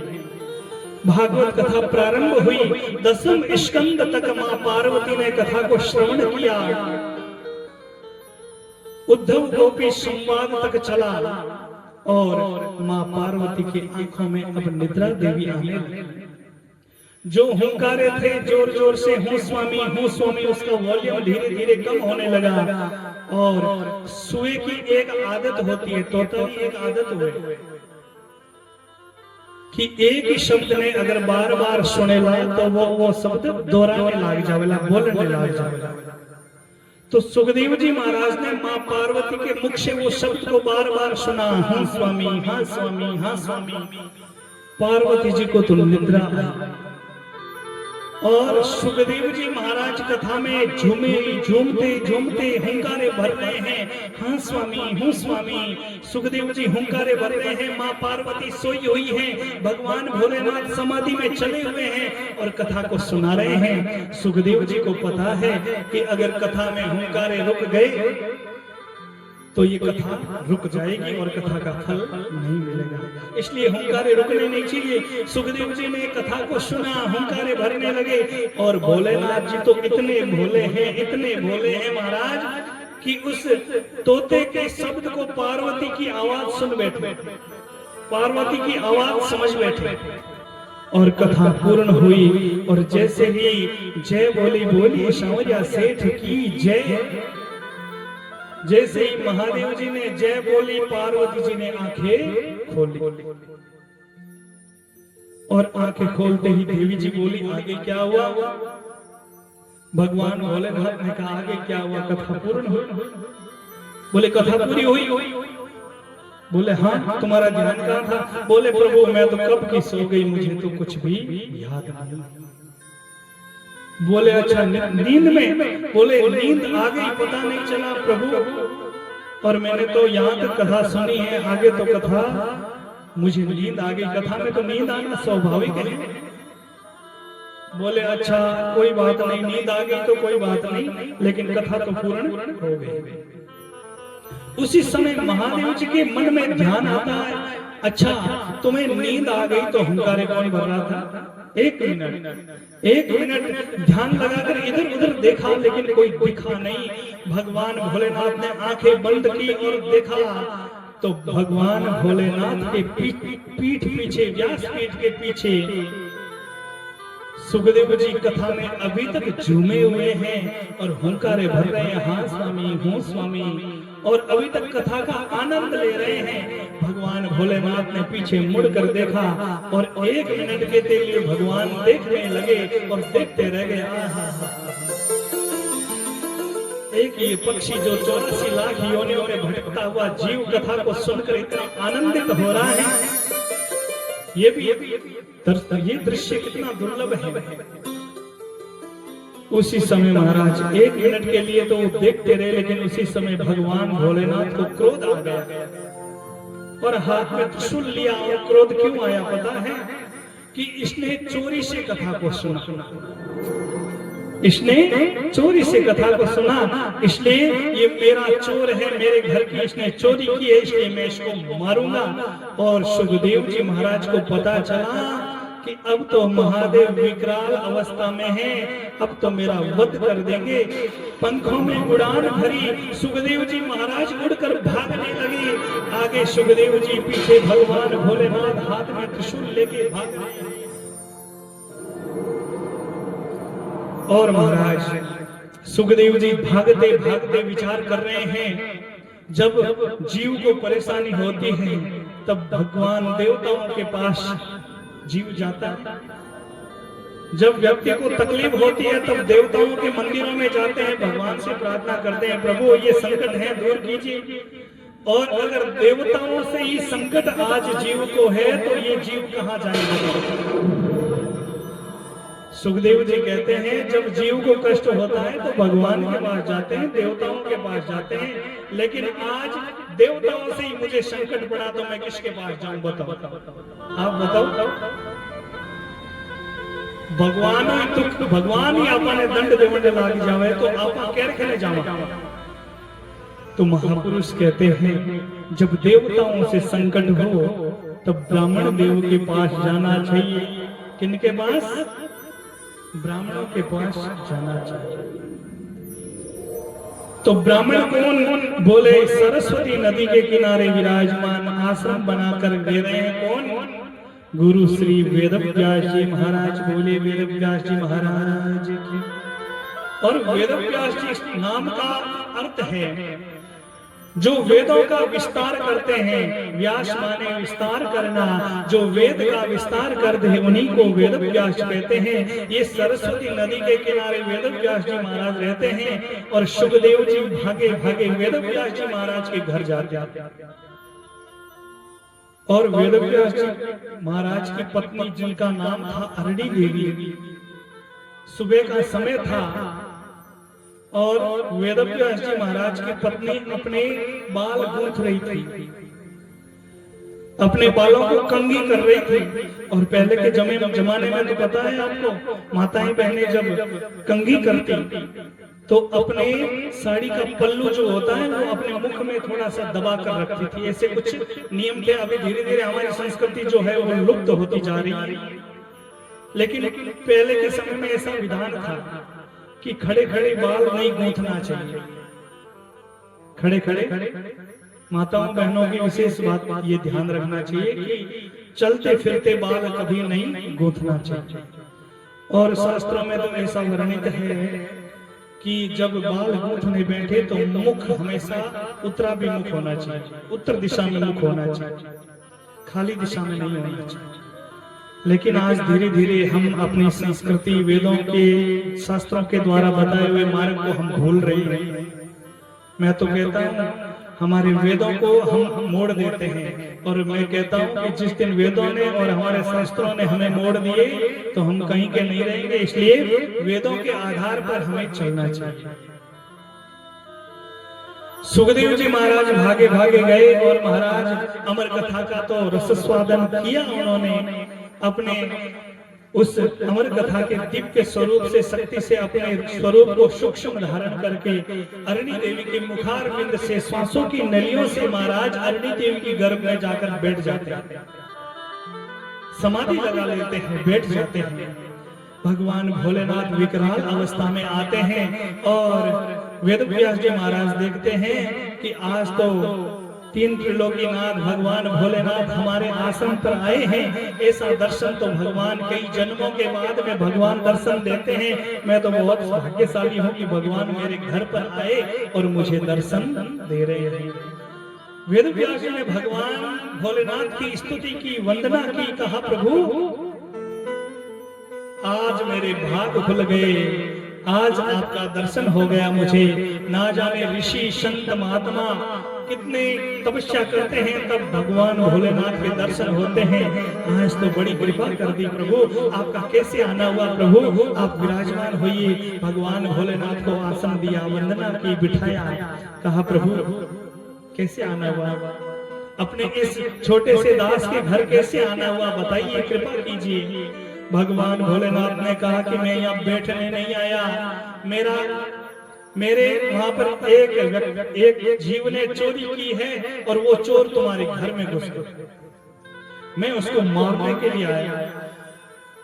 अब महाराज वेदव्यास जी को हंसी आई, और हंसी भी इसलिए आई कि महादेव जी की चोरी, महादेव जी के घर में चोर ने चोरी की। महादेव जी की वहां पर क्या है जो चोरी हो गई भाई? महादेव जी के घर में कौन से खजाने की चोरी हुई? महादेव जी आपके घर में कौन सा खजाना छुपा था जिस खजाने को चोर ने चोरी करके वो चोर मेरे घर में आ गया? बोले बात ऐसी है वेदव्यास जी, एक शुक्र, एक तोता है जो चोरी से अमर कथा को सुन लिए और उसी को मैं मारने के लिए आया हूं, और वो चोर तुम्हारे घर में घुस गया। वेदव्यास जी जोर जोर से हंसने लगे, प्रभु आप तो वास्तव में ही भोले हो, आपको इसीलिए भोलेनाथ कहते हैं। बोले भोला कैसे हो? बोले भोले इसलिए हो कि जिस जीव ने अमर कथा को सुन लिया वो तो अमर हो गया, और आप तो भोले हो, आप उसे मारने के लिए आए। मैं तो आपको भोला ही मानूंगा, आप तो भोलेनाथ हो, क्योंकि जिसने अमर कथा को सुन लिया वो तो अमर हो गया। भगवान भोलेनाथ ने कहा ये बात तो सही है, जिसने अमर कथा को सुन लिया वो तो अमर हो गया, अब वो तो मर नहीं सकता, तो क्या किया जाए? बोले वो चोर तुम्हारे घर में घुसा है, उसे बाहर निकालो। वेदव्यास जी ने सुखदेव जी की वंदना की। सुखदेव जी ने कहा कि बाहर जो शिव रूपी माया है वो माया हट जाएगी, इसलिए मैं भी 1 साल नहीं, 2 साल नहीं, 16 साल की समाधि गर्भ में ही लगा लूंगा। मुझे क्या काम संसार से? धरी है जो सर पर पाप की मटकी, फूटे तो अगर फूटन दे, मुझे तो काम है ईश्वर से, चाहे जग रूठे तो रूठन दे। सुखदेव जी कहते हैं ये संसार तो पाप की मटकी है, इस संसार में आने के बाद में तो पाप की मटकी कब आकर शीश पर बैठ जाए और ये फूट जाए तो भी मुझे कोई गम नहीं, मुझे तो भगवान से काम है, संसार रूठे तो रूठने दो।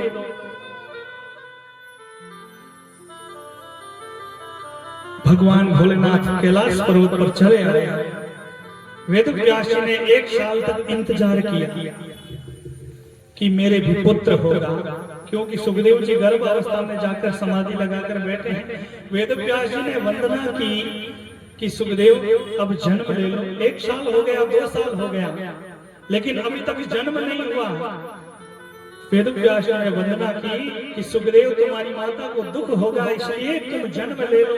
भगवान की योग माया शक्ति से कहा कि मेरा नाम शुक है, मैं माता को दुख नहीं देता। माँ को पूछा गया, बोले मुझे कोई भी प्रकार का दुख नहीं है।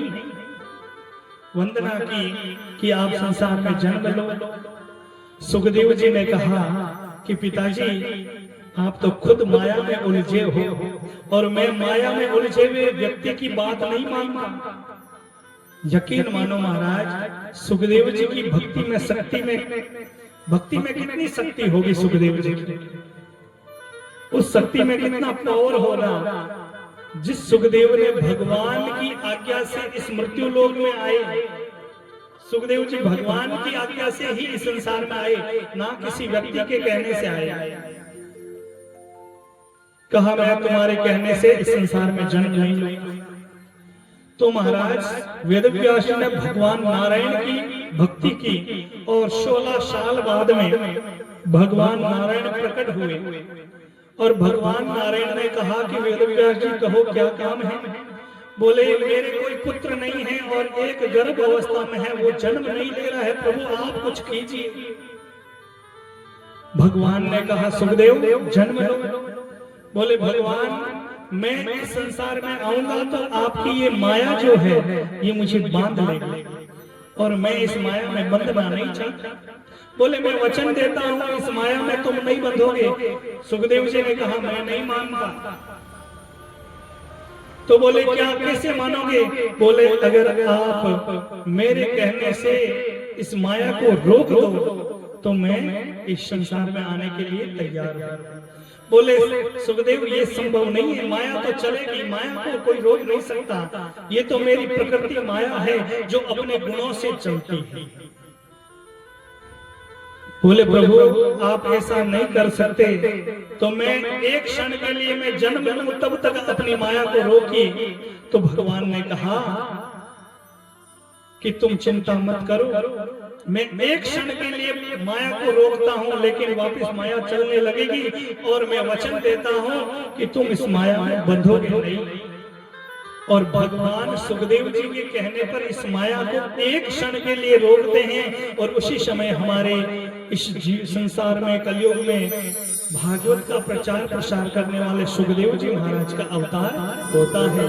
बोलिए सुखदेव जी महाराज की जय। सुखदेव जी महाराज का अवतार होता है और सुखदेव जी महाराज उस रुकी हुई माया में उस माया को छोड़कर जाने लगते हैं और भगवान अपनी माया को वापस प्रारंभ करते हैं और अंतर्ध्यान हो जाते हैं।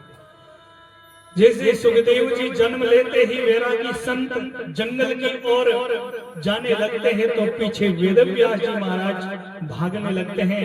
कहते हैं बेटा रुक जाओ, पुत्रेति तन्मयतया तर्वो विनेदुस्तम सर्वभूत हृदयं मुनिमानतोऽस्मि। हे पुत्र रुक जाओ। सुखदेव जी ने कहा पिताजी आपका और मेरा संबंध इस जन्म संसार में जन्म लेने के बाद में बना है, पहले आपका और मेरा कोई रिश्ता नहीं था। ये जीव यहाँ पर इसीलिए फंस जाता है कि ये संसार के जो बंधन है इस बंधनों में बंध जाता है, इसलिए 84 में भटक जाता है। इसलिए जन्म लेने से पहले मेरा और आपका कोई रिश्ता नहीं था, इसलिए मुझे वैरागी संत बनने दीजिए, मैं इस माया में लिप्त नहीं होना चाहता। बोले ऐसा क्यों? बोले पिताजी आप तो वेदों का विस्तार करने वाले हो, आपको आपसे ज्ञानी तो और कोई नहीं होगा, लेकिन मैं एक छोटी सी बात कहना चाहूंगा। और वो क्या बात? वो ये बात है कि भगवान को वही वस्तु अर्पण करनी चाहिए जो हमें अच्छी लगती है। भगवान को वो वस्तु अर्पण कर देनी चाहिए जो हमें अच्छी लगती हो। और आपको अगर मैं सुखदेव अच्छा लगता हूँ तो आप मुझे भगवान के चरणों में समर्पित कर दीजिए। और सुखदेव जी ने अपने पिताजी वेदव्यास जी को तत्व ज्ञान का उपदेश दिया और सुखदेव जी को भगवान के चरणों में भेंट किया। तो इस प्रकार की सुखदेव जी महाराज की कथा आती है। आज कथा का पहला दिवस है, इसलिए आप सभी भी घर का काम काज वैसे ही बीच में छोड़कर आए होंगे। तो कल से कथा का समय 11:15 बजे से 3:15 बजे तक का रहेगा, आप सभी को पता है। आज कथा का पहला दिन है तो पंडित जी आप सब भी जल्दी से सुबह से काम में लगे हुए होंगे। तो आज कथा का पहला दिन है तो आज कथा को यहीं पर विराम देते हैं और कल से यहीं से कथा प्रारंभ होगी और कथाओं को याद भी रखना जरूरी है क्योंकि महाराज कथाओं थोड़ी दोरी याद रहे, क्योंकि हम कथाओं में रहते नहीं हैं, हम संसार में ज्यादा रहते हैं, संसार के काम काजों में लिप्त रहते हैं, इसलिए संसार की बातें ज्यादा याद रहती हैं। तो संसार के साथ साथ में हमें भगवान की कथाओं में भी लिप्त रहना चाहिए। संसार की बातों में ध्यान जितना लगाते हैं ना, उतना कथाओं में भी ध्यान लगाना चाहिए। लेकिन होता क्या है महाराज, कथा में आते हैं, कथा सुनाई महाराज ने, और कथा सुनने के बाद में अपने कपड़े झटके और दमदार बेड़ा पार वही घोड़ा वही स्वार। तो कथा जो हमने सुनी वो कथा हमें घर जाकर चिंतन करना है, चिंता नहीं करनी, चिंतन करना है कि ये कथा हमने सुनी, इस कथा से हमें ये सीख मिलती है कि संसार में जो वस्तुएं हमें प्राप्त हुई है वो भगवान की करुणा और भगवान की दया से प्राप्त हुई, और भगवान का प्रसाद समझकर उसे ग्रहण करना सीखे और कल समय पर पधारे। आज कथा को और मैं मेरी वाणी को यहीं पर विराम देना चाहता हूँ। भोले कृष्ण कन्हैया लाल की जय। जय राधा रमण हरि बोल, जय जय राधा रमण हरि बोल, जय जय राधा रमण हरि बोल, जय जय राधा रमण हरि बोल, जय राधा साधु जय जय राधा, जय जय राधा रमण हरि बोल, जय जय राधा रमण हरि बोल, जय जय राधा, जय जय राधा रमण हरि बोल, जय जय राधा रमण हरि बोल,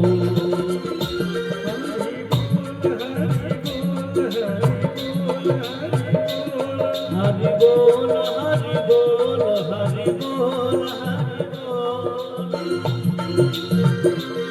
जय जय राधा रमण हरि बोल, जय जय राधा रमण हरि बोल, जय जय राधा रमण हरि बोल, जय जय राधा रमण हरि बोल।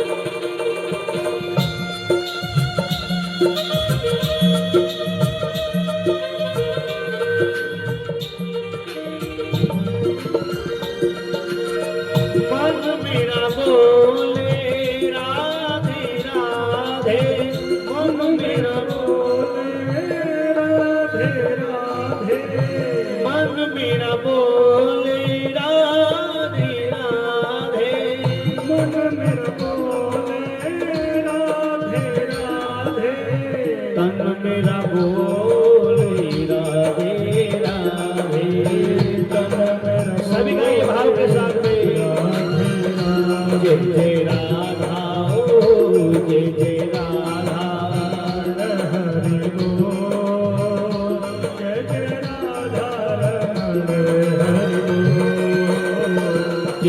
राधा रमण हरि बोल, जय जय राधा रमण हरि बोल, जय जय राधा रमण हरि बोल, जय जय राधा रमण हरि बोल, जय जय राधा रमण हरि बोल, जय जय राधा रमण हरि बोल, जय जय राधा रमण हरि बोल, जय जय राधा रमण हरि बोल, जय जय राधा रमण हरि बोल।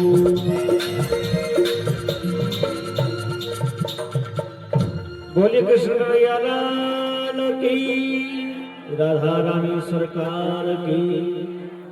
सभी अपने स्थान पर खड़े हो जाए, आरती हो रही है।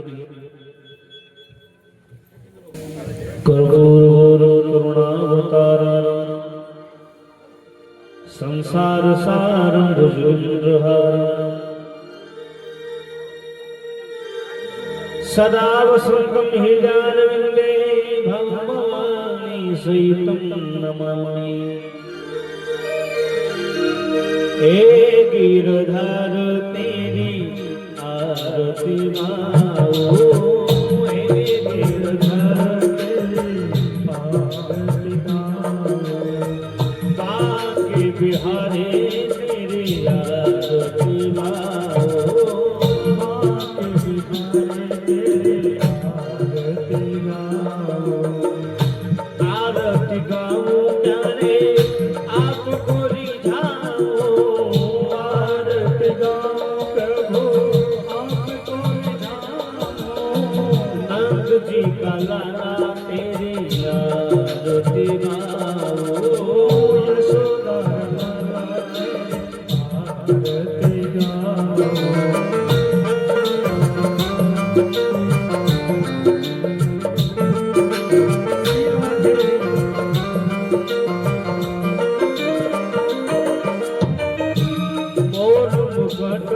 तेरे शीश पे सोए मोर मुकुट प्रभु शीश पे सोए। प्यारी बंसी मेरा मन मोहे, प्यारी बंसी मेरो मन मोहे। ओ देख छवि बलिहारी बजाओ, छवि देखे करके आ जाए।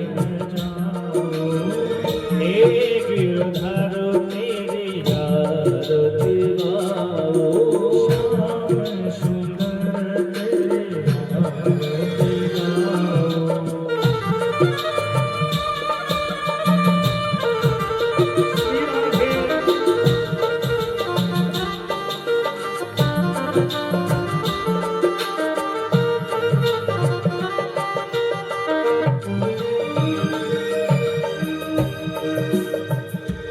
चरणों से निकोली गंगा प्यारी, चरणों से निकोली गंगा प्यारी, जिसमें सारी दुनिया तारे, जिसमें सारी दुनिया तारे।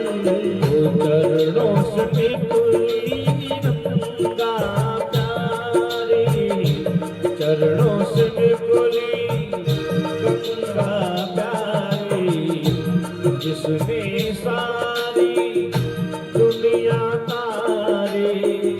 उन चरणों में शीश नवाओ, उन चरणों में शीश नवाओ। नंद जी का लाला तेरी आरती गाओ,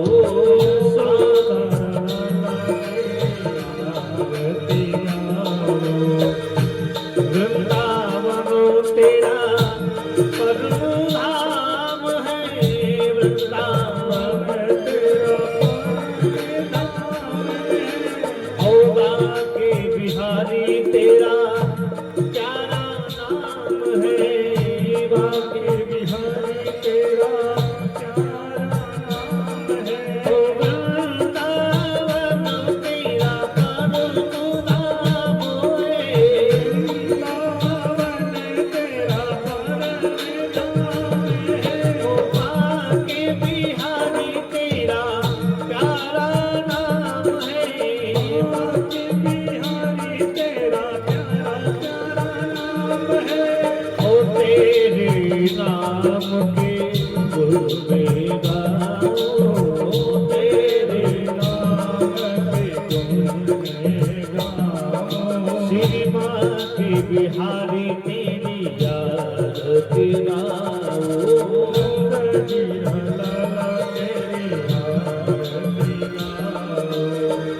व्यास दास के नाथ आप हो, व्यास दास के नाथ आप हो।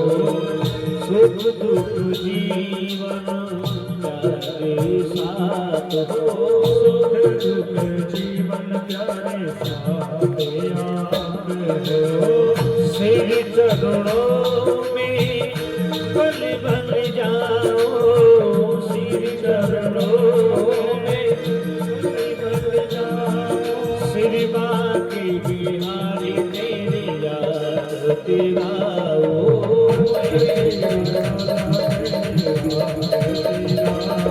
ओ नाथ जी का नाना तेरी याद तेराओ।